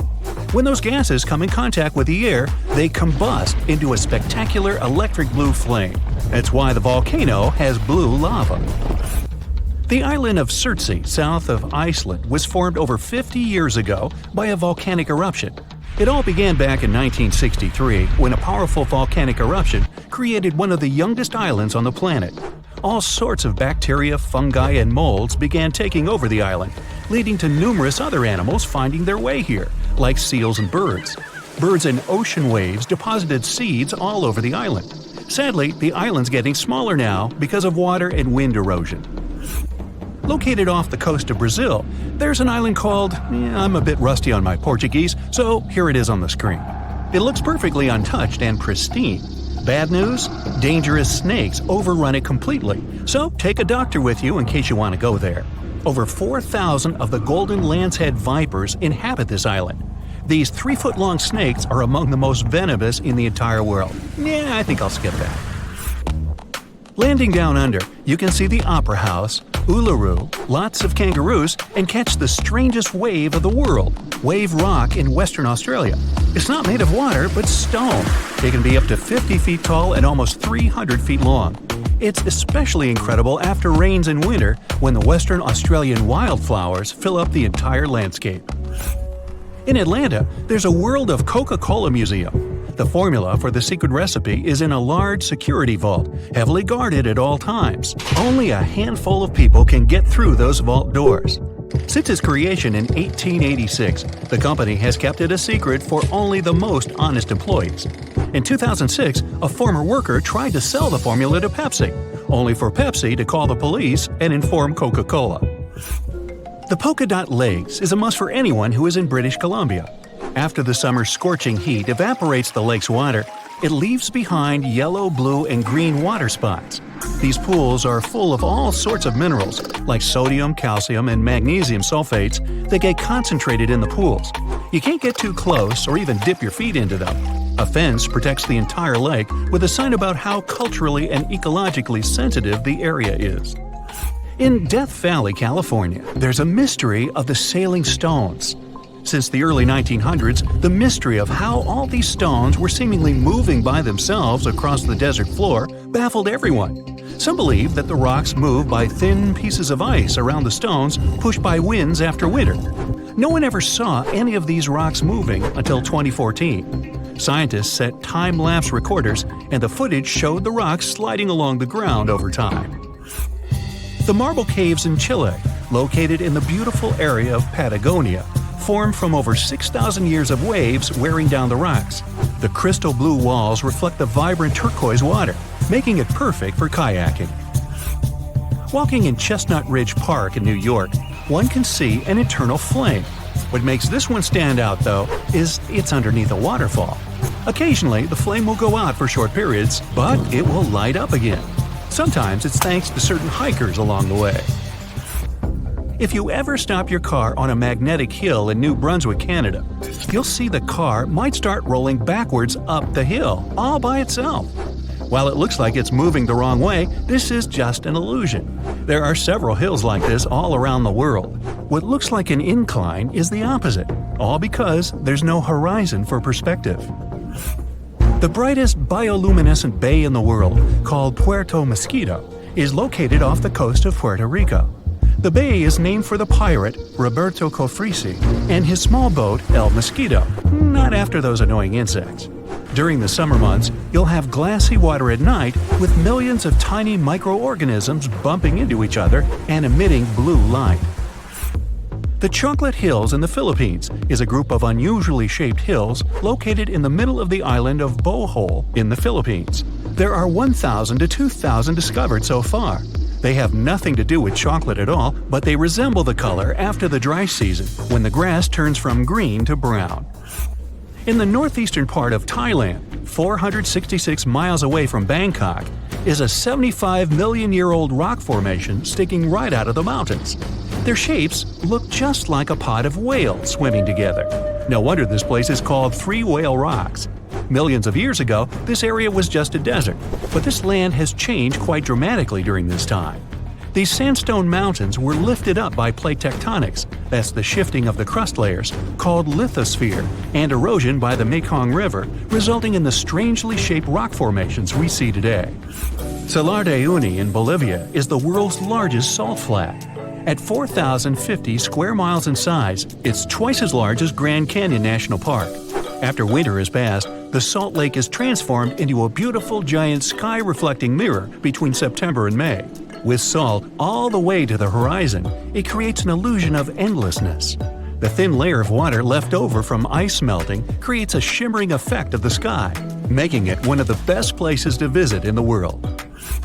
The Catambo River in Venezuela might be the stormiest place in the world, with nearly 300 storm days a year. The lightning storms are so consistent, and they're predicted 3 months in advance.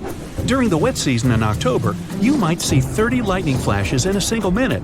At sunset, strong winds flow around the 3 surrounding mountains, forming storm clouds over the water. When the water droplets of humid air collide with ice crystals from the cold air, the static charges cause a lightning storm that happens nearly every night. Off the southern tip of Japan lies the Yonaguni Formation. Archaeologists believe that the monument belongs to a fabled Pacific civilization, like Atlantis, that vanished beneath the waves thousands of years ago. If it's truly a lost civilization, or just nature having a little fun, this is the site to dive into. Features inside the structure resemble stonework like castles, temples, and a stadium, connected by roads and what seems to be large walls all the way around. There are even marks in the stone that appear to show quarry work, faded faces, and rocks sculpted into animal shapes. Some scientists believe that the symmetry of the stones is not as straight as reported. It appears solid rock rather than carved blocks weathered down by all the water over many years. Plitvice Lakes National Park in Croatia is an interconnected chain of waterfalls, the tallest being 230 feet, and underground water channels, creating natural dams and lakes in such a picturesque environment. Found in the deep woodlands surrounded by meadows brimming with wildflowers, brown bears, gray wolves, lynx, deer, and plenty of rare bird species for birdwatchers call these 115 square miles of the national park home. It's the first day of your long-awaited trip to the Amazon forest. You flew all the way to South America. More specifically, you landed in the city of Manaus. It's the heart of the Brazilian Amazon. So far you've traveled by air, car, and now water. You are on a tiny boat moving through the dark waters of the Amazon River. Yes, the river is also called the Amazon. And just FYI, it's the second longest river in the world. It loses only to the Nile River in Egypt. The Amazon sprawls for an impressive 2,700 square miles, beginning in Peru and ending only when it meets the Atlantic Ocean off the coast of Brazil. To get a closer look at the forest, you decide to start by exploring it by boat. First up, you watch some piranha fishing. You can even try to catch one yourself if you like. As you may know, piranhas are carnivorous fish that inhabit the Amazon River, so it might not be your best option to go swimming in these waters. One of the most emblematic species of alligators present in the Amazon River basin is the broad-snouted caiman. It looks pretty much like a regular alligator, except for the fact that it has a yellow chin. Your guide leaves the boat and searches the water to show you a caiman up close. He also tells you of another legendary creature that lives in the dark waters of the river, the pink dolphin. Lucky you get to witness a family of pink dolphins showing their fins near your boat. They look magical from the place where you're sitting. You've probably never known dolphins can be pink, huh? After a few mesmerizing moments, you discover that the dolphin's pink color is nothing but an illusion. The animals are originally pinkish-gray, but due to the brown colors of the Amazon River, they look vivid pink when you stare at them from above. Your guide tells you that the pink dolphin is a central character of Brazilian folklore.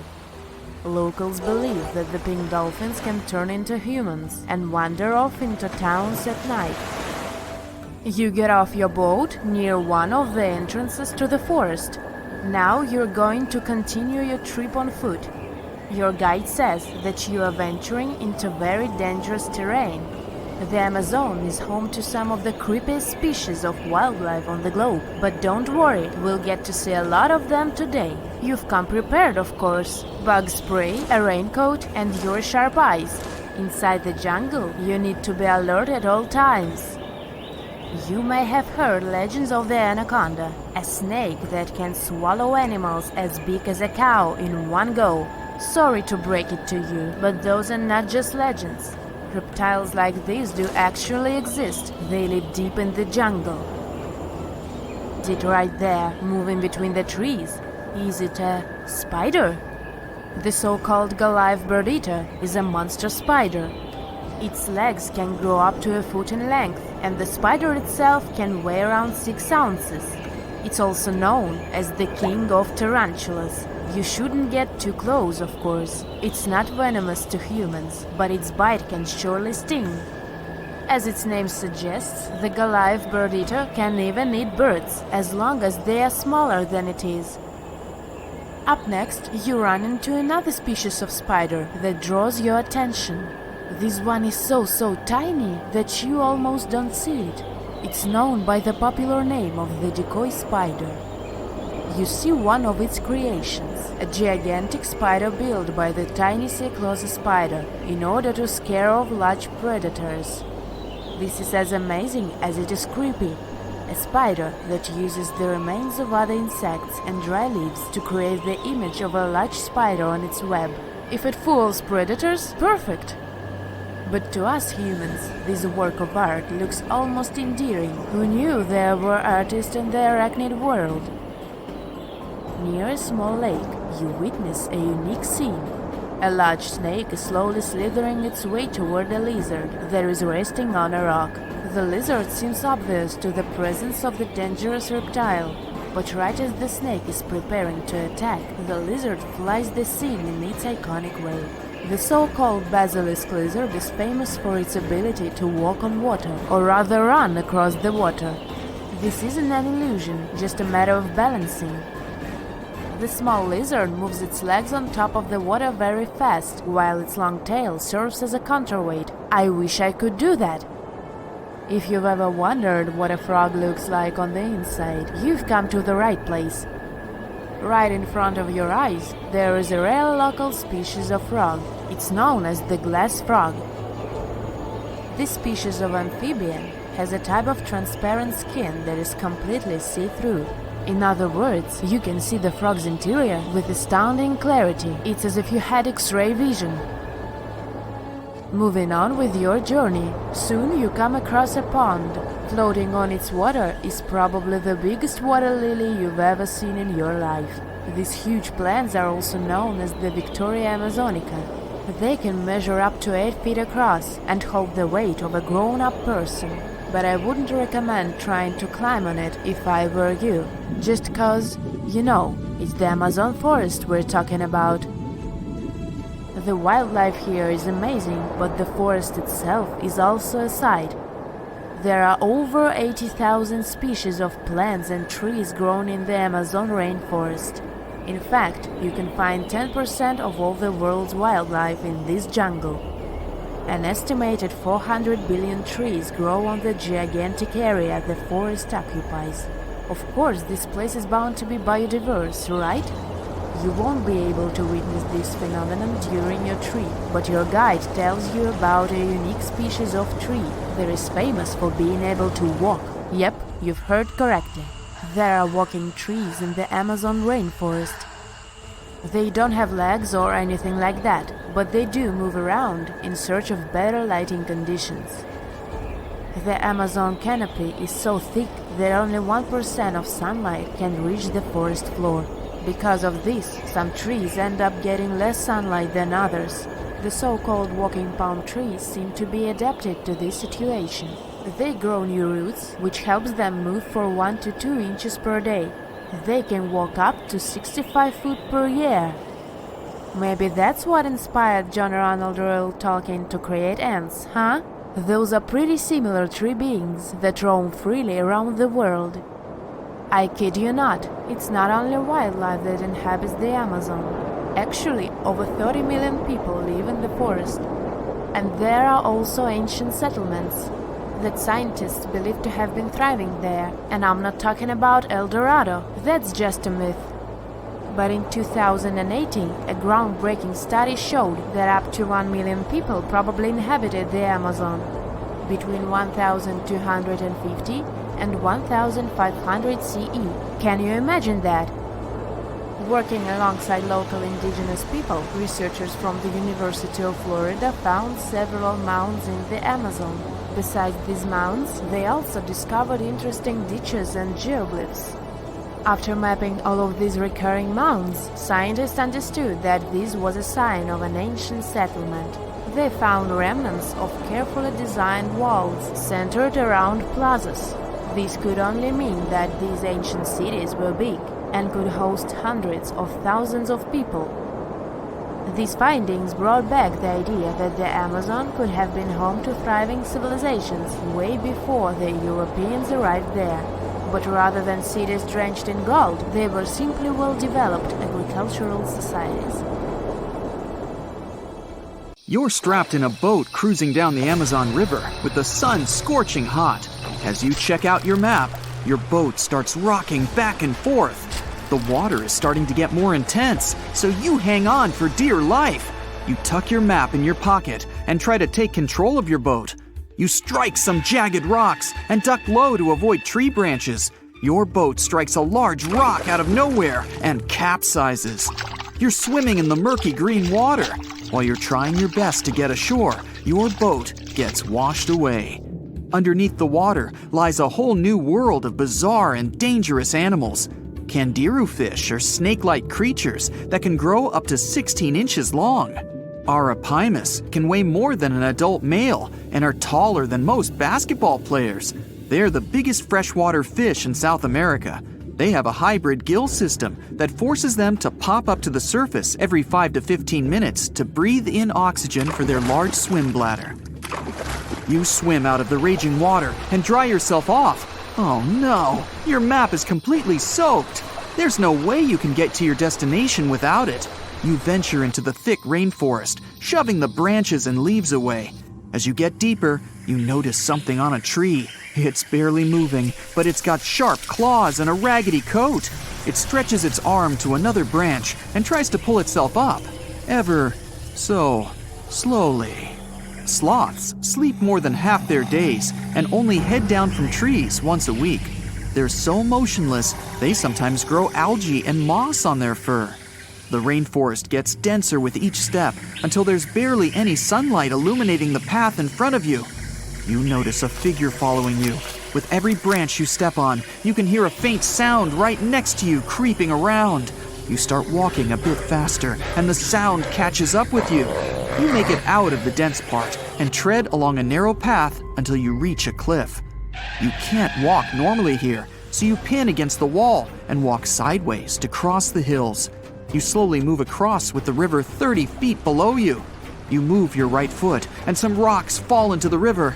You keep going and misstep. You're about to fall, but you hold on to a large tree branch and pull yourself up. You notice a couple of colorful poison frogs inches away from your fingers. Touching any of these frogs can be extremely dangerous and harmful, despite their amazing color patterns. The golden poison frog is one of the most poisonous animals in the world. One of them hops right next to you, so you let go of the branch and fall back in the river. The river is washing you down until you reach a calm current. Underneath you is a swarm of piranhas swimming with their sharp teeth. The red color on their skin is unmistakable, so you swim off like an Olympic athlete. Piranhas will eat anything that gets in their way, no matter the size. You grip onto a log and climb up a small rock to catch your breath. There's a huge electric eel underneath the rock. Despite their name, they're more related to catfish than eels. They use their powerful 600 volts of electricity to defend themselves and catch food. You're stuck, unless you're like the common basilisk that can run on the water like a jet ski. These incredible lizards have special webbing on their toes and can run the distance of a basketball court. You hop on a bunch of rocks until you reach the land. You continue walking along the riverbank until you come across a moving rock. You rub your eyes and see it moving again. It's a dinosaur-looking turtle that resembles a crocodile with armor. The mata mata is a freshwater turtle that disguises itself with its surroundings to catch prey. Their heads stretch longer than their bodies. You shimmy your way past it and continue. You head back into the rainforest and find a spot to rest. Wait, there are giant ants everywhere. They're the biggest ants in the world and can produce one of the most painful stings out there, even comparable to a wasp's sting. You immediately get up and find another place to rest. As you continue walking along, you notice the same feeling of something following you. You can hear some leaves rustling, but it's getting dark and there's no way of telling. You find a nice little spot to build a campfire and catch some Z's. But in the Amazon, everything is a threat, except for those cute capybaras wandering around. They live in groups next to water sources. They're also the biggest rodents in the world. You don't need to worry about them if you're stuck in the middle of the Amazon rainforest. Suddenly, you feel something slithering up next to you. You look down and see a massive green anaconda just about to constrict you. They are the heaviest snakes in the world and can grow up to 20 feet long and have a huge appetite. You get up and sprint your way out of there. All right, you found a decent cave to crash in. It's daytime again, and you're still alive. You continue walking along the rainforest. You were able to find some breakfast to boost your energy for the rest of the day. You spot something on a tree that looks like a branch, but it's actually a potu, a master of disguise that can spend days motionless on broken tree branches. These bizarre birds use those branches as their permanent home, where they lay their eggs and chill all day. You continue your way through the rainforest and see a Brazilian wandering spider crawling on a tree branch right in front of you. 8 of these species can be found in the Amazon area. They are some of the most aggressive and venomous spiders out there. So, you make a big detour and walk away from it. You feel someone walking next to you again, but you still can't figure out what it is. You see a steep cliff with a waterfall hitting a large lake ahead of you. Looks peaceful, until you see a team of black caimans gathering around the shore. They're the biggest predators in the whole Amazon ecosystem and feed on anything that moves. It's a good thing you're on high ground, otherwise, whoa! You slip and fall down the river, right on the deep end. So far, no caimans spotted you. You swim underwater and try to get to the opposite end of where the reptiles are. As you climb out and dry yourself off, you notice some large black spots on you. You try pulling them off, but they've latched on pretty hard. The Amazon giant leech finds its target by tracking movement and shadow. Once they attach themselves to the skin, it's extremely difficult to extract them. The best way to do so is to slide your finger next to its mouth and pull it off slowly. Ugh. You manage to get them off your body and see that the caimans are swimming towards you. You're pinned to the wall with the lake of hungry reptiles approaching. Suddenly, a pink dolphin jumps out of the water and splashes all over them. They can grow larger than humans and are the celebrities of the Amazon. Scientists think they get their color from the blood capillaries on their skin. The Amazon even has bull sharks swimming around. These carnivorous giant fish are threatening to humans and can swim in both saltwater and freshwater. These sharks prey on anything within their reach, including other sharks. The dolphin distracted the caimans, so you climb up the cliff and try to find the best way to escape. Opened jaws waiting for you to fall into the pit are right below you. You're lucky enough to escape to the top, but as your arms pull you up, the first thing that you see is a jaguar looking straight at you. It's the creature that's been following you this whole time. You get up while it starts circling you, timing its strike. You know that you can't take on a jaguar, nor can you outrun it, so you grab a large tree branch from the ground to defend yourself. It jumps at you, but you duck down in time. The jaguar lands in the water far away from the caiman crocs. It's a good thing these large kitties are excellent swimmers. You pick yourself up and continue. And to your surprise, you find your boat again. You fix it up and sail your way out of the Amazon. Whew! Lake Michigan is one of the largest and most mysterious freshwater lakes in the United States. And now, deep inside it, scientists have stumbled upon something unexplainable. Vast, round craters scattered all across the lake's floor. It all started in 2022. A team of researchers wanted to map the lake's bottom and look for some shipwrecks. At first, they were sure it's going to be just some typical rocky terrain or sandy patches. But what they saw on their sonar screens stopped them cold. Strange circular shapes that looked almost too perfect to be natural. They were hiding about 500 feet beneath the surface, in places where the water turns dark and impenetrable. Those guys are huge, ranging from 300 to 600 feet wide. They also plunge nearly 40 feet deep. And there are dozens of them, neatly arranged like some footprints. But the team had no idea what these things were. Then, in August 2024, the mystery only deepened. Using a remotely operated vehicle, they got a closer look at these formations. There were about 40 of them. No one had ever seen anything quite like this before in the Great Lakes. What could have created those craters? Could they be ancient? Perhaps remnants of some geological event lost to time? If that's the case, it's weird how long these holes have likely been sitting there, undisturbed. Theories started popping up. One possibility was that they could be sinkholes, or dolines. Those are basically holes that suddenly appear in the ground when the surface layer collapses. The rock beneath the surface, often made of limestone, gets slowly dissolved by water over time, creating voids underground. When the surface of those voids can no longer hold its own weight, it caves in, and this forms a hole. Think of it like when you poke a straw through the lid of a drink. Sinkholes can be small dips or huge, spanning up to 2,000 feet. They can happen gradually or all at once. Sometimes they can swallow entire cars or even buildings. And Lake Michigan sits on limestone bedrock. It erodes pretty easily when water flows through it. Sinkholes like these have already been found in Lake Huron, and they look kinda similar. But there are some plot holes, no pun intended, with this theory. For example, it's wild how they all would be so huge. It's also weird and pretty rare for sinkholes to occur in a lake bed. They also kinda resemble a straight pattern. They seem to extend generally southward, forming a loose line, which is pretty weird. If these are sinkholes, then they're definitely not playing the usual geological rules.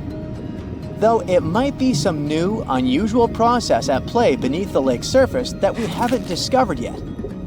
There's another theory though: glaciers. Glaciers are wild rivers of ice. They covered much of the Earth during the last ice age, and they're incredibly powerful. While they might move slowly, sometimes only a few inches per day, they have such immense weight that they can reshape entire landscapes over thousands of years. Glaciers can grind and scoop the land beneath them. They're basically like colossal bulldozers. Their weight, combined with the slow but steady movement, grounds down everything beneath them: rocks, soil, even bedrock. This can create deep gouges in the Earth's surface, called glacial troughs. During the last ice age, there were lots of glaciers all over the northern US, including the Great Lakes region. If they moved across what is now Lake Michigan, they could have carved out these deep holes. Glaciers often move in a pretty straight path. As they move, they cause terrain to erode, but the resulting erosion varies based on terrain. Sometimes there are places where the bedrock is softer or fractured, and these places are more easily carved and crushed by the glacier. That could explain why some holes could be bigger and deeper than others. Harder bedrock is less affected. But usually this leads to rounded, crescent-shaped depressions known as chatter marks. Those marks are more like grooves rather than circular, big craters like those in Lake Michigan. Once the glaciers melted, the Great Lakes themselves formed. If the craters were formed by them, they may have filled with water, becoming part of the Michigan Lake. Though this theory is more like a speculation, so we need more evidence. But there's another layer to this mystery. The craters are not just curious geological formations. They actually may hold valuable clues about early life on Earth. Parts of Lake Michigan, especially dark ones, are relatively low in oxygen. It's like a lighter version of deep ocean environments that often have very little of this element. For example, hydrothermal vents deep in the ocean. underwater openings in the Earth's crust with some hot, mineral-rich water that are often very low in oxygen. But some organisms love places like these. For example, opossum shrimp. Teeny tiny shrimp-like creatures that love cold, deep waters. They get their name because they have a pouch to carry their young until they're ready to be on their own, like an opossum. Or deep-water sculpin fish, small bottom-dwelling fish that also enjoys cold lakes. They're well adapted to living in dark waters and usually stay close to the lake bed. And weird organisms like invasive quagga mussels, which kinda look like shells. These are small freshwater mussels that have spread there to the Great Lakes. They attach themselves to hard surfaces and can cause problems for ecosystems by competing with native species for food and space. All these guys could be in Lake Michigan, and even more. There might be microbes or even bacteria that are specially adapted to these harsh conditions, just like it was in Lake Huron. There's only a handful of creatures that could survive deep within these craters, and studying them could give us insight into how life once flourished in Earth's ancient, oxygen-poor oceans. That's because it's in places similar to these, where some of the earliest life forms thrived. Early Earth had an atmosphere with little oxygen, although it was much more hot and ancient microbes adapted to this. The Great Lakes, especially Lake Michigan, have always had a bit of a ghostly reputation. Like even this mission was organized to study the shipwrecks. There were about 6,000 of them in the Great Lakes. Many of these wrecks are still sitting on the lake beds, preserved by the cold, fresh waters. And shipwrecks aren't the only strange things tied to the Great Lakes. Over the years, there have been stories of unexplained disappearances. Boats and even planes have vanished without a trace. The lakes, often calm on the surface, can suddenly turn dangerous with unpredictable storms and massive waves, leading to these mysterious events.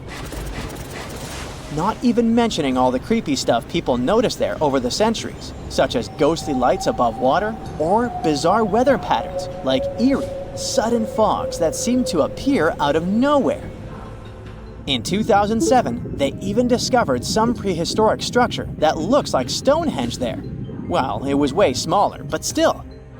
It lay about 40 feet below the surface in the heart of Grand Traverse Bay, and it's speculated to be about 9,000 years old, way older than Stonehenge. Looks like this is a print of those who lived in the area thousands of years ago.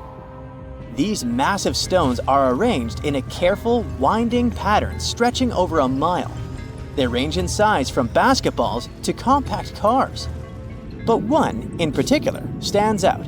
A boulder 3.5 to 4 feet tall, 5 feet wide. It's etched with the image of a mastodon, a creature that roamed the Earth about 11,000 years ago before it went extinct. It probably sank there during the end of the last ice age we mentioned.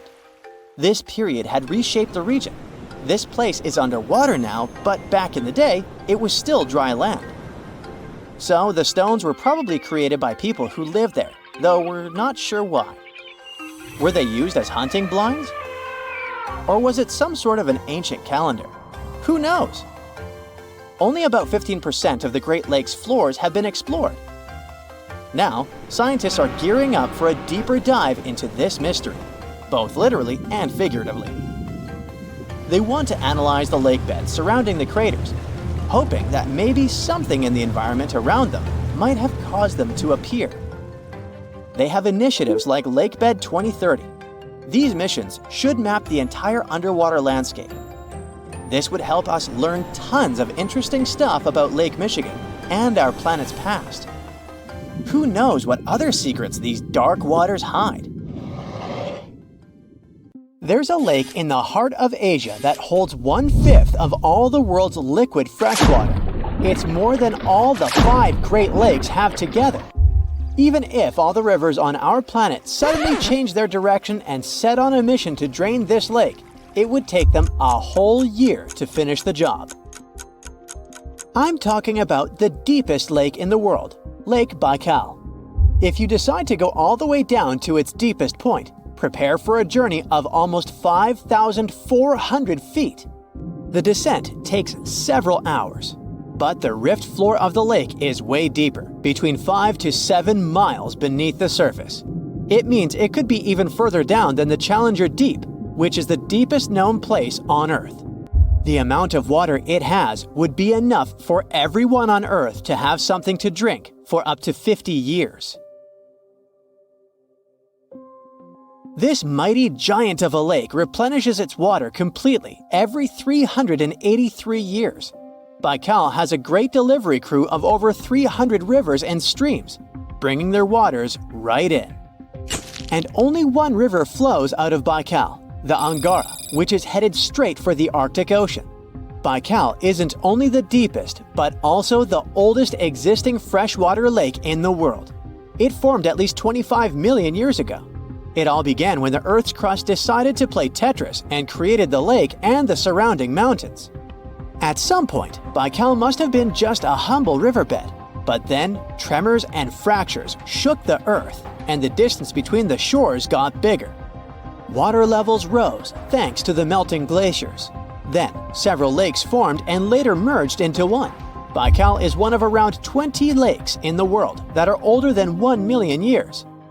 And since it wasn't disturbed by glacial periods, it's a perfect research ground for scientists. Its deep-drilled core sediments can tell a lot about the climate of our planet in different periods.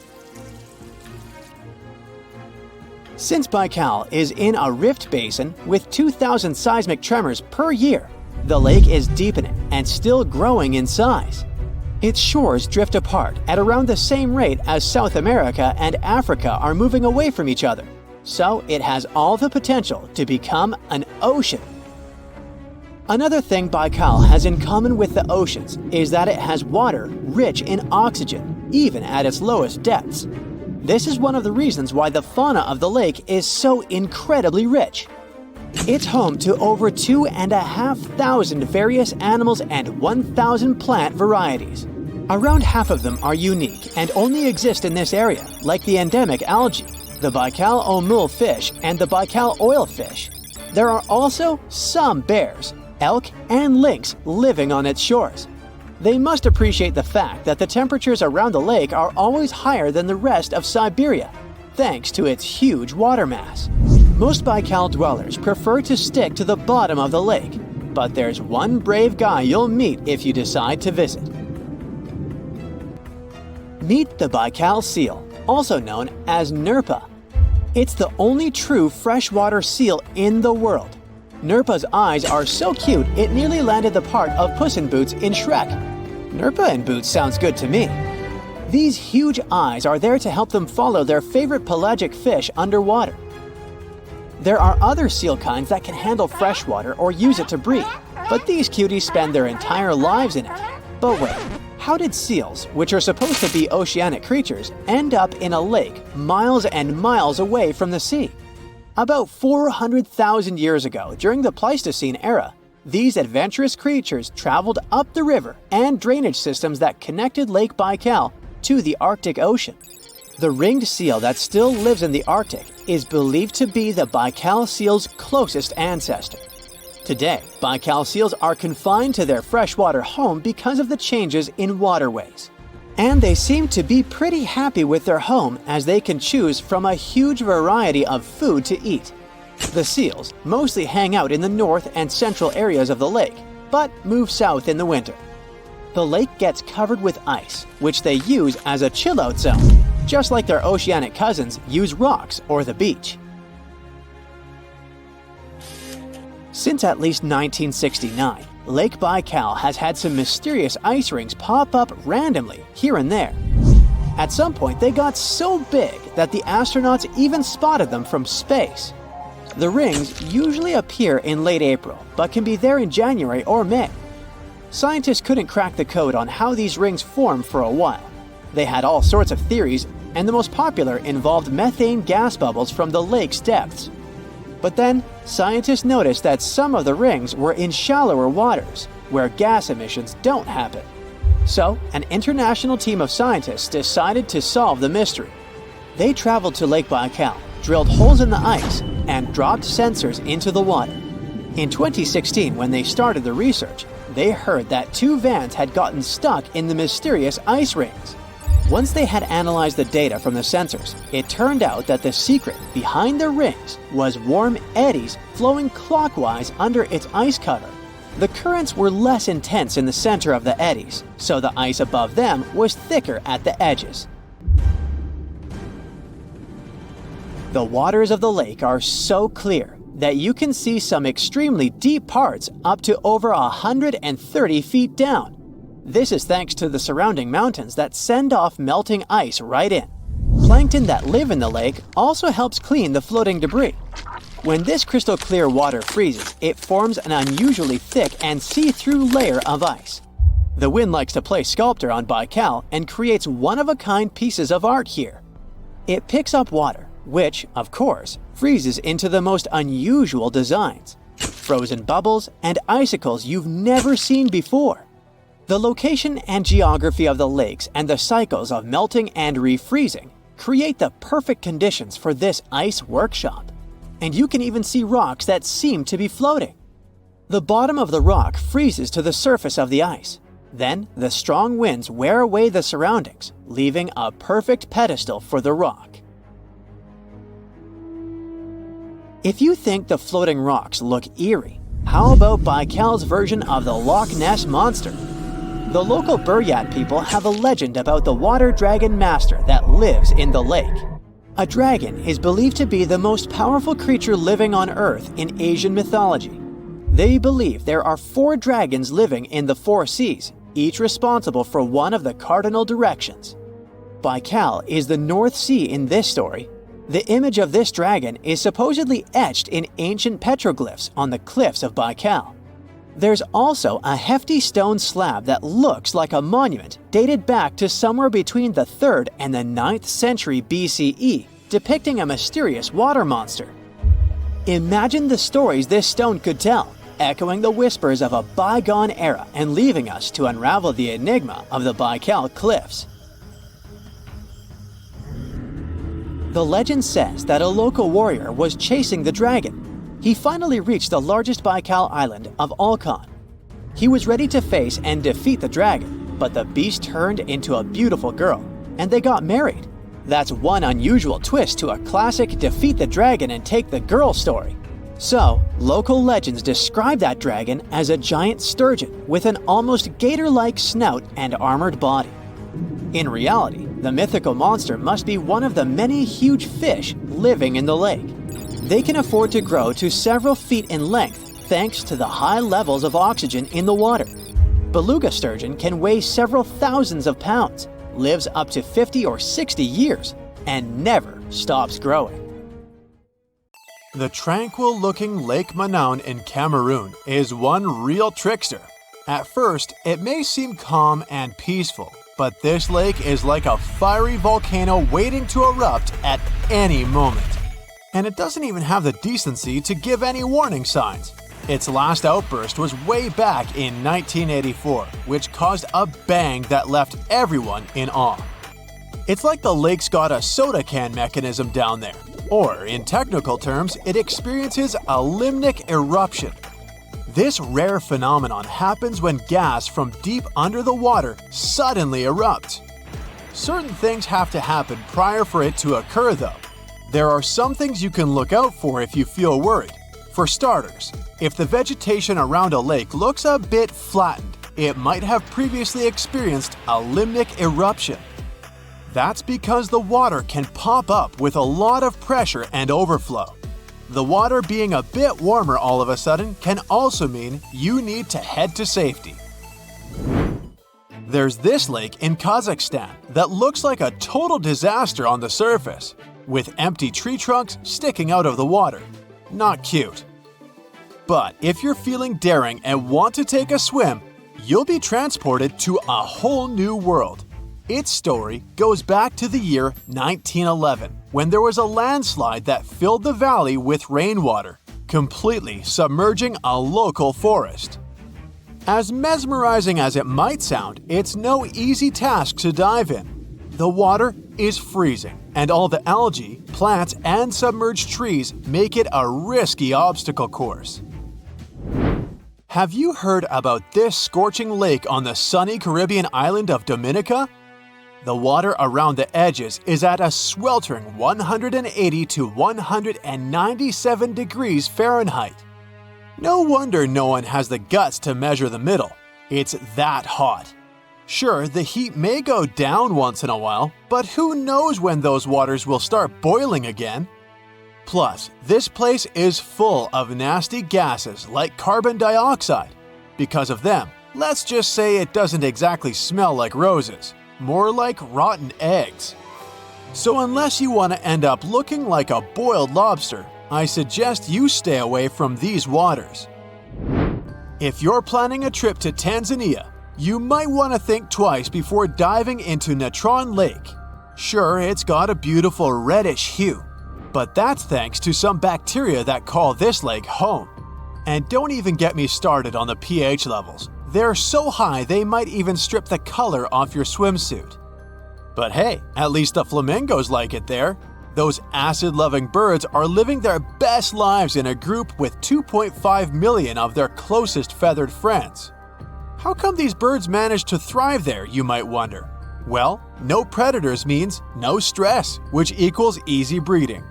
They also love feasting on that fancy bacteria, which makes the water all pink.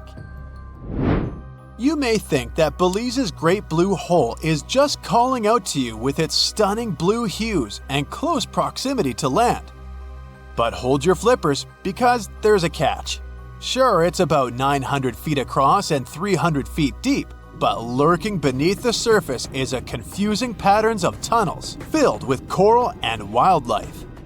It's like finding your way through a maze at a theme park, but with more fish. And as if that wasn't tricky enough, the deeper you go, the fewer creatures you'll encounter.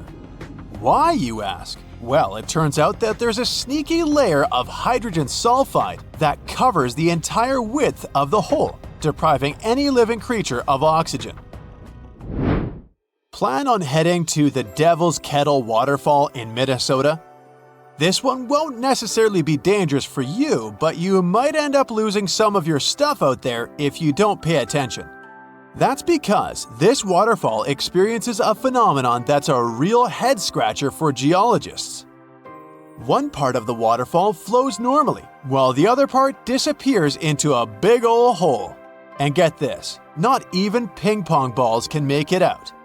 Scientists decided to investigate, and they went all out, even using GPS trackers.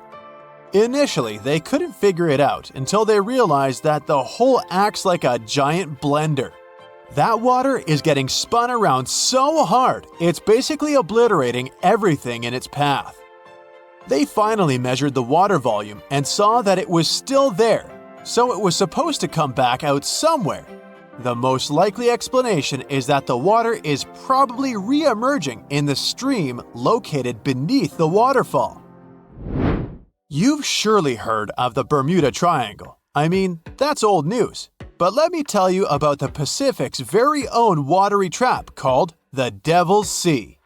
It's like a game of hide and seek, but with ships. They disappear and we can never find them again. The Kayo Maru No. 5 was on a mission to investigate a volcanic island, but the trip ended up being just one way. Add a dash of detective work to the subject and you'll find out the whole story about the Devil's Sea is more myth and less fact, but it doesn't make it any less interesting. If you're still interested in some mysterious ship disappearance, then Lake Superior is the place you'll want to read about. Even the most skilled scuba divers can't find a single piece of all those lost vessels. The main character of this lake story was a ship called the SS Edmund Fitzgerald, the biggest one to sink in the Great Lakes. To this day, people aren't sure why it sank. So, you're planning a little swim in one of the Great Lakes, huh? Well, might want to steer clear of Lake Michigan, unless you're really into extreme water sports.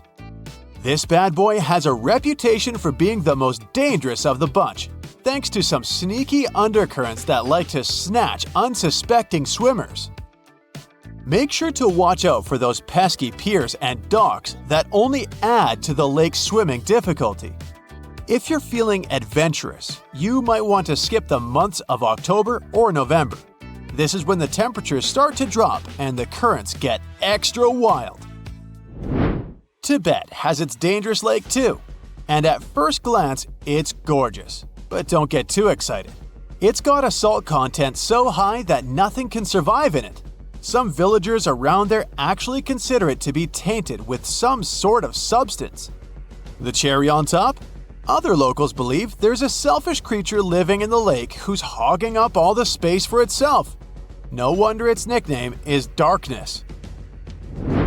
No list of dangerous waters is complete without Lake Victoria, the big kahuna of African lakes and the third biggest in the whole wide world.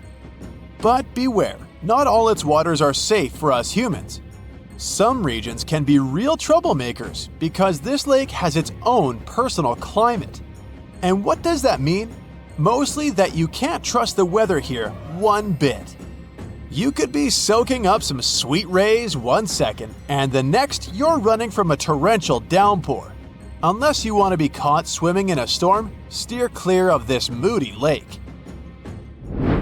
You might have already seen pictures of Lake Hillier.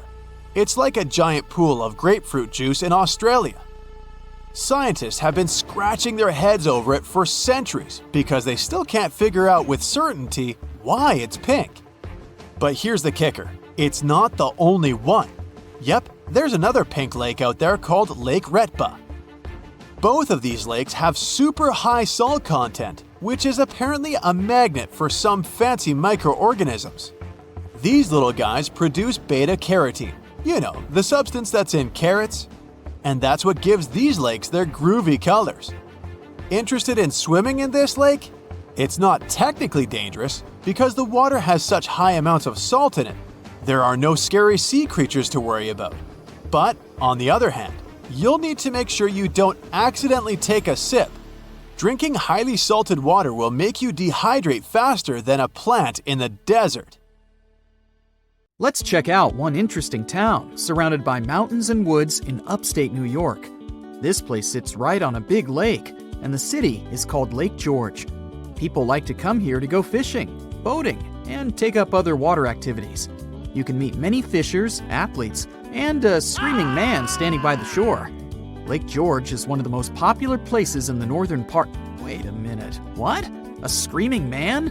What does it mean? Yeah, people come to the shore, look towards the lake and the mountains, and just scream loudly.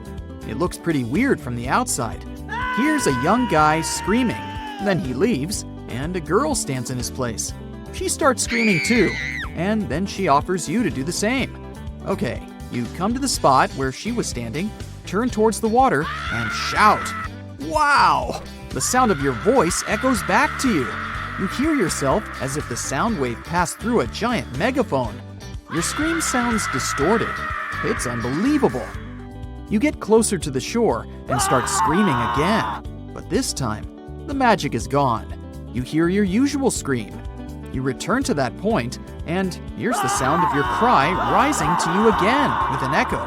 But how does this happen? Look where you're standing, the girl tells you. You're standing on a round concrete platform with an engraved image of a compass. Right on the compass, you see a blue map of the lake. In the center of this pattern, two compass lines intersect and form the X symbol. Anyone who stays in this exact spot and shouts towards the lake will hear an incredible echo of their voice. It's as if your scream is coming back to you from another dimension. But the most exciting thing is that people standing nearby don't hear it. They see you as just a screaming person with an ordinary voice. They can hear the echo only in this X spot. Scientists still can't explain this acoustic phenomenon or figure out the reason for this behavior of the sound waves. All they have is guesses and theories. The concrete platform is surrounded by a small curved wall from the lakeside. Some people think that your voice resonates from this wall and creates this sound effect. Many places have similar semicircular walls, but they can't play such an acoustics trick. Another theory says that mountains and water somehow create the echo effect. There's also an old legend according to which a magical creature appeared at this spot. It shouted towards the water, and its wisdom has echoed throughout the lake ever since. I still think the sound resonates from the wall, but let's move on. We have more places to go. The next incredible location we're going to drop by is in California. Welcome to Lake Berryessa. Just stand on the shore and watch. Everything seems normal, beautiful nature, clean, calm water, but there's a huge deep hole in this lake into which millions of cubic feet of water are pouring per second. But don't worry, this is not a natural anomaly or a tunnel to the underworld. It's the glory hole, and people created it. Lake Berryessa is in the area where the farming town of Monticello used to stand. In the last century, people built a dam next to the lake. During the rains, the water level rose and overflowed beyond the edges of the dam. To solve this problem, engineers built a vast hole. To give you an idea of how vast it is, imagine an ant standing on the edge of your bathtub with water flowing through the drain hole. The glory hole is as big for you as the drain hole would be for the ant. The water goes through a long horizontal tunnel and enters the nearest bay. The glory hole is a local attraction and a popular place for tourists. Now let's move to the Caribbean region for another fascinating location. Here, among the clear blue sea, you can find a unique lake on one of the dreamlike islands. Its entire territory looks like a giant concrete platform. But don't swim in it. Steam emanates from the lake's surface because of high temperatures. Almost all the water here is liquid asphalt. Pitch Lake is the largest asphalt deposit in the world. Its depth is 250 feet, which means that a passenger Boeing can fit there in an upright position. Scientists haven't yet studied the lake thoroughly.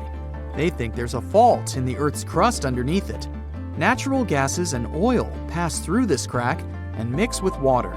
Then, all this liquid goes through many chemical reactions and turns into asphalt. The lake contains about 10 million tons of hot material, according to rough estimates. Theoretically, no life can exist in such conditions, but scientists discovered a colony of microbes there. This means that life outside of our planet can exist. Saturn's largest moon, Titan, has many hydrocarbon lakes on its surface, similar to Pitch Lake. And if the simplest forms of life can exist here, in the asphalt lake, they may also survive on Titan. Our next unusual lake is in a pretty unexpected place, in the driest region on Earth. And these are not hot dunes and lifeless plains. This region is in Antarctica. A dry area is not where it's hot, but where there's almost no precipitation. The desert is not heat and sand, but the absence of life. Some areas of Antarctica meet these two criteria. It's so cold here that a mug of tea can freeze in a minute. But the lake we want to see doesn't freeze. Although it's not even a lake, but a pond, because of its tiny size and depth of several inches. It resembles a large puddle of icy water. It doesn't freeze because Don Juan Pond is one of the saltiest reservoirs on the planet. Salt prevents water from turning into ice. But the most interesting thing is the lake's origin. Scientists still don't know how it appeared here. Our next stop is in the southern part of Tunisia. In 2014, a strange lake appeared out of nowhere, right in the middle of the desert. No one knows when the lake was born, since this part of the region is sparsely populated, and people don't live in the area around the lake. Shepherds passing by were the first to have noticed the lake. They told the locals about it. A few hours later, hundreds of people came to the place to swim in the clear, cool water. The lake became a popular place, but after a few days, something strange happened. The water turned dark green. The locals didn't care about this and continued to bathe in the lake. But when scientists and geologists arrived at the place, they immediately declared that the water was dangerous. They said the lake was stagnating. It didn't refresh itself from underground streams, and the rains didn't feed it either. The water became moldy and dirty, and then turned green. The lake contained algae and a lot of harmful bacteria dangerous to the human body. Scientists also found out that the land in this region had phosphate deposits. This substance can decay and become radioactive. But the locals didn't take the scientists' word seriously.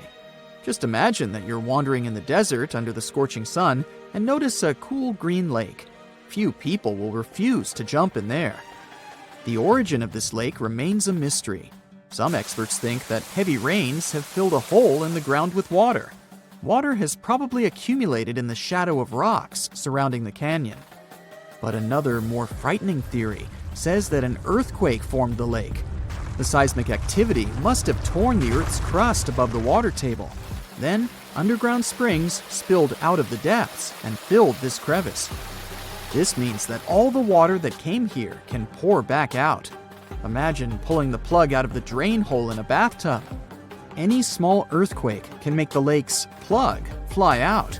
In this case, the gap can take all the water back underground.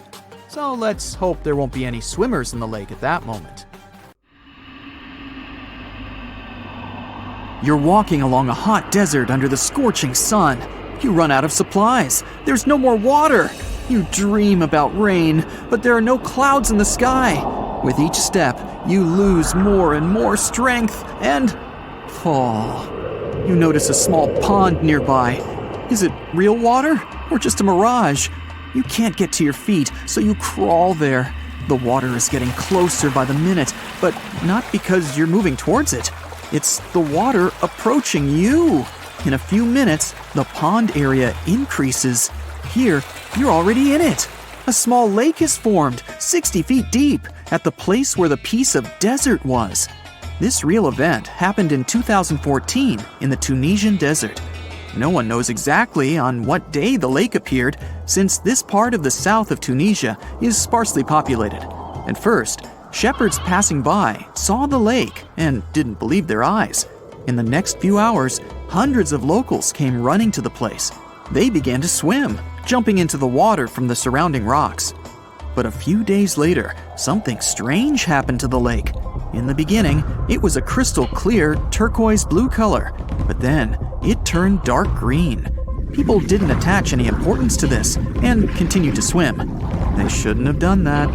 The scientists and geologists arrived and immediately announced that it wasn't safe to swim in the lake. Muddy green water means the lake is stagnating. It's not refreshed, it's not fed by underground springs. Now the lake is filled with algae and a lot of harmful bacteria that can cause serious diseases. They also found out that this region of Tunisia is filled with huge deposits of phosphate.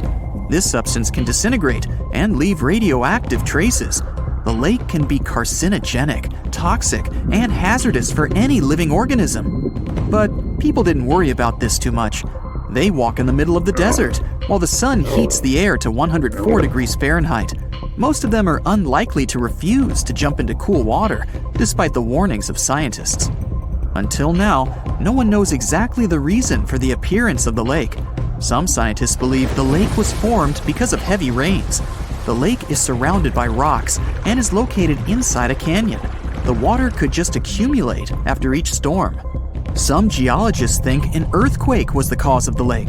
A small seismic activity provoked the rupture of the Earth's rock above the water table, and through this hole, all the water splashed out. And if this theory is correct, then the lake can be pulled back underground through cracks. This is the same as when you pull the plug out of a drain hole in a filled bathtub. Any small earthquake is like pulling the plug out. Therefore, if you find yourself in these places, don't swim in this radioactive lake. We're going to the Caribbean Islands region. Among the clear blue sea, you can find a unique lake. It's located on one of the paradisical islands. You may not even notice the lake right away. The entire territory may seem like a huge concrete platform, but the main thing is not to step on its surface. Pitch Lake is a lake filled not with water, but with liquid asphalt. This is the largest asphalt deposit in the world. Steam is coming from all over the lake as it's hot. The depth of this lake is 250 feet. An entire passenger Boeing could fit there in an upright position. The lake is not fully studied, but scientists believe there's a deep fault in the Earth's crust under it. A huge amount of oil seeps through it. It passes through various chemical compounds and turns it into the asphalt. According to rough estimates, there are about 10 million tons of hot material inside this place. Theoretically, no life can exist in such conditions, but scientists have discovered a colony of microbes. Somehow, these creatures have learned to survive here. This also suggests that life outside of our planet may exist. The largest moon of Saturn, Titan, has many hydrocarbon lakes on the surface. And if the simplest forms of life appeared among 1 million tons of molten asphalt here on Earth, then nothing prevents them from appearing on Titan. We're going to Indonesia, to the island of Java. You need to climb a large volcano to see the next phenomenon. The volcano is overgrown with grass and trees, but it doesn't seem to be sleeping. Smoke is pouring out of its mouth. You climb to the top and see a clear lake instead of boiling magma. The blue sky is reflected in its bright turquoise surface. But don't try to jump there. This lake is filled with acid. The magma inside volcanoes comes from the deep bowels of the Earth's crust. The incandescent liquid consists of many molten metals and chemical compounds, and the lake is filled with particles of these metals. In addition, the volcano emits sulfur dioxide gases. When they combine with metals, they form a beautiful turquoise color. You'd better come back here at night. In some places, a lot of sulfur is concentrated. These accumulations come out of the lake and come into contact with the air. When this happens, everything around bursts into bright blue flame. It's safe to observe this from the side, but don't get too close. Nearby, on this island, there's another acid lake. It also releases sulfurous gases into the air, which are easily ignited when in contact with oxygen. And when this happens, the gases burst into a bright blue electric flame. It's difficult to see the flames during the day. At night, you can see these flashes from afar. Our next location is Australia. You start the drone high above the forest area. Among the green dense forests, you can see a bright pink spot. It's our lake. This time, the beautiful pink color may not stop you from swimming. You can relax here and take beautiful photos. The lake attracts thousands of tourists, but scientists have only recently been able to find out the reason for the unusual color. At the bottom of this salty lake in Melbourne, special algae grow and secrete a red pigment. In combination with sunlight, high temperatures, and a small amount of precipitation, it turns the lake pink. By the way, Australia is not the only place with such a phenomenon. There are lakes with a pink tinge of water all over the world. You can find them in Senegal, Bolivia, Kenya, and many other countries. The water of these places is also salty and contains the red pigment of unusual algae. We leave the hot beaches and fly to cold Canada. Here, we see a frozen Lake Abraham. We step on the ice and notice huge frozen bubbles inside. They resemble jellyfish, and there are thousands of them there. This is methane. It's a highly flammable substance. The grass, leaves, pieces of trees, and any organic substances that fall into the lake become food for a lot of bacteria that emit methane. Upon contact with frozen water, methane turns into tens of thousands of frozen balls. When the ice melts, the bubbles burst and sizzle. This phenomenon can also be observed on some shores of the Arctic Ocean. There, the size of the bubbles can reach several times more than balloons. It's a beautiful sight, but it's not safe, since methane ignites when it contacts with air.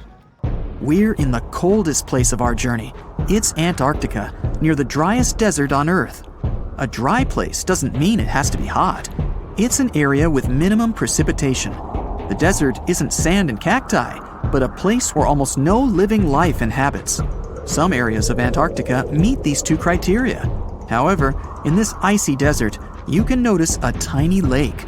Its depth is only a few inches.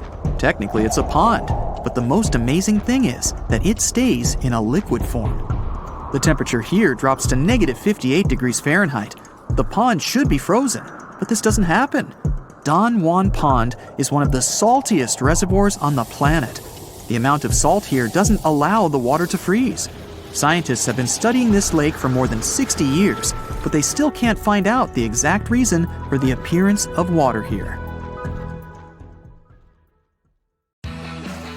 In Utah, in the middle of the desert, There are striped ponds that seem to be something from another world. The color gets even more dramatic, contrasting with the red Moab Desert. The ponds have those stripes because of the evaporation. The more water there is, the more vibrant the blue shades appear. The electric blue color is artificial, though. People add cobalt blue dye, so the water absorbs more sunlight and evaporates faster.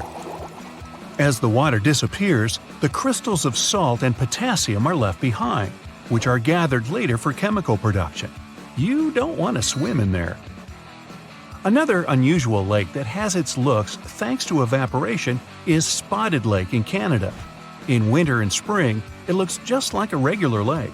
But in summer, when the sun gets scorching hot, some water evaporates, but small pools of minerals are left behind. The polka dot spots are usually green, yellow, and bluish.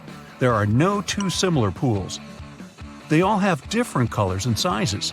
Don't get too close here, this place is quite sensitive. Now, if perfection is something you're after, head to Northern Ireland. The place, called the Giant's Causeway, has no extraordinary waters, but the surrounding stones and columns look so smooth and impeccable that it's kind of hard to believe they were created by nature. All those cracks were formed thanks to a volcanic eruption, but the legend has it the site was made by a mythical giant named Fin McCool. He must have been really cool. In Turkey, there's a spectacular site called Pamukkale, which means cotton castle in English. Again, legend has it that giants had something to do with it. This time, they left some cotton there to dry, and it later turned into those stunning formations. Scientists kind of disagree with it and claim that it's all about minerals left by the thermal waters. It's up to you who to believe, but there's one undoubtable thing. This place with turquoise thermal water has no look-alike in the world. If you ever pop in this place, don't miss a chance to take a look at ancient Roman ruins left there. Back in 1802, humanity spotted something they never saw before – the pink water. Nope, it wasn't some fancy strawberry lemonade or something. It was an actual source of flamingo pink water. Meet Lake Hillier, located in Western Australia. It's not hard to guess that it attracts people because of its unique color. It never changes and stays pink throughout the year. No giants spotted adding pink dye there, so this time it's all about algae, bacteria, and high salinity. It's totally safe to swim there, but nobody can do that. Regular tourists just can't visit it. Turns out Lake Hillier isn't the only pink water source out there. In Senegal, there's Lake Retva, which looks almost exactly the same. It looks like an extra-large milkshake for the same reasons: high salinity and algae that loves salt. These algae produce red pigments to help absorb sunlight, so the lake color gets even more intense in the dry season. The notorious Thor's Well isn't as dangerous as they say, but it looks a bit scary at high tide. The water fills it from underneath, bubbling and bursting up. Then this vigorous spray of water goes back into that hole, so it seems endless. One more place that depends on tides is Mont Saint-Michel in Normandy, France. The magnificent castle is surrounded by water, but not permanently. Choose the time wisely, it all depends on the moon. The highest tide can be seen 36 to 48 hours after a full moon. Chances are, if you come there at the wrong time, you'll see nothing but a couple of puddles. The Budagaika crater in Siberia looks like a doorway to the neither. It's about a half-mile long and nearly 300 feet deep, and it never stops growing. The deeper it gets, the more layers it has. They show what our planet looked like thousands of years ago, as the slumps reveal the used-to-be climates. The crater appeared back in the 60s, and it all started because of rapid deforestation. Trees no longer cast shades on the ground, and it got hotter. The permafrost melted, the soil cracked, and the crater appeared. In the middle of the Atacama Desert, Chile, you can spot a super weird thing. The rocks rise out of the sand right in the shape of a hand. No giant here again, just a sculptor-artist who made it. Some desert rocks can even walk. Walking rocks, also known as sailing rocks, can move on their own and leave long tracks across one of the valleys in California. Scientists even installed GPS navigators on some of them, and they showed those rocks can move pretty fast. Many researchers believe it's all about temperatures. At night, the desert almost freezes over, and the sheets of ice formed underneath melt during the day, so the rocks literally slide. Gippsland Lakes, Australia, can glow at night. Bacteria get agitated in the water when the algae bloom, and their movements give that bioluminescent effect. Still, the beauty of red algae bloom is extremely misleading. Red algae contain high levels of ammonia, so think twice before diving in. It's safer to enjoy the scenery on the shore. Just a tip, you should probably do that with your nose closed. The decaying algae doesn't smell like roses. Phew. Water often glows because of bioluminescent jellyfish, and so do caves. In New Zealand, there are glowing worms that emit greenish-blue luminescent light. You can see these guys only in total darkness. These worms are carnivores, and the main reason why they glow is to attract prey, so beware. They also make webs, just like spiders. To see them, head to the Waitomo glowworm caves. There are even guided tours. Chocolate hills? Yummy! The name is explained by colors. Those hills in the Philippines have a range of brown and green colors. Have you seen a green chocolate though? This spot has such a sweet nickname because the foliage gets brownish in the dry season. The hill shape is so regular that it's often mistaken for being artificial. Still, these are just some uplifted coral deposits, appeared because of rainwater. Just imagine a beach of ketchup spilled for miles and miles and a never-ending portion of French fries. Okay, it's just a dream, but a ketchup-red beach exists in real life in China. It's called Punjin, and it's at least 18 miles long. Usually, either giants or algae are responsible for such phenomena. This time, these are algae. They turn red in fall and make this beach one of the most colorful in the world. Good news, it's open to the public, but only a small section. We've seen a red beach, off to red waters. Antarctica isn't only white, it can be red too. In the Taylor Glacier, there's a crimson waterfall coming from a super salty lake. The water is rich in iron, which forms rust when it reacts with oxygen. The water stays liquid even at sub-zero temperatures because of the high salinity. Glass Beach in California is another beach that looks so incredible that many people don't believe it's not made by humans. Well, they're partly right. The glittering, colorful glass stones used to be bottles dumped into the ocean. The waves took these bottles, broke them down, polished them to perfection, and voila! The beach is ready. Another thing created by accident is Fly Geyser in Black Rock Desert, Nevada. An energy company was drilling the soil in search of geothermal water, and boom! Today it's a scalding fountain of green and red water rising up to 5 feet high. Well, let's play a guessing game. Why is the water colored? It was a random giant walking around who added some dye in there. Or it's the thermophilic algae. Right, it's all about the algae again. In western Venezuela, locals living close to the Catatumbo River aren't afraid of lightning because they see it almost every single night within the clouds. It starts at around 7 p.m. and doesn't stop until dawn. The everlasting Catatumbo lightning once stopped for a few months, from January to March 2010. It was probably due to drought. No magic algae in this river, guys. Many believe it's just because of cold and warm air currents meeting around the area. Now, this island may not have incredible natural phenomenon, colorful algae, or even giants, but it has an enormous population of cats, which makes it literally the best place in the world, if you like cats. Cat Island in Japan has quite a plain story. Back in time, people would go there in search of silkworms. Mice feed on those worms, so cats were a must there. If tourists come there, they can stay in cat-shaped cabins. Clever. Naturally, no dogs are allowed there. Oh, and if you want to make a donation, you can always feed the kitty. That's it for today. So hey, if you pacified your curiosity, then give the video a like and share it with your friends. Or if you want more, just click on these videos and stay on the bright side.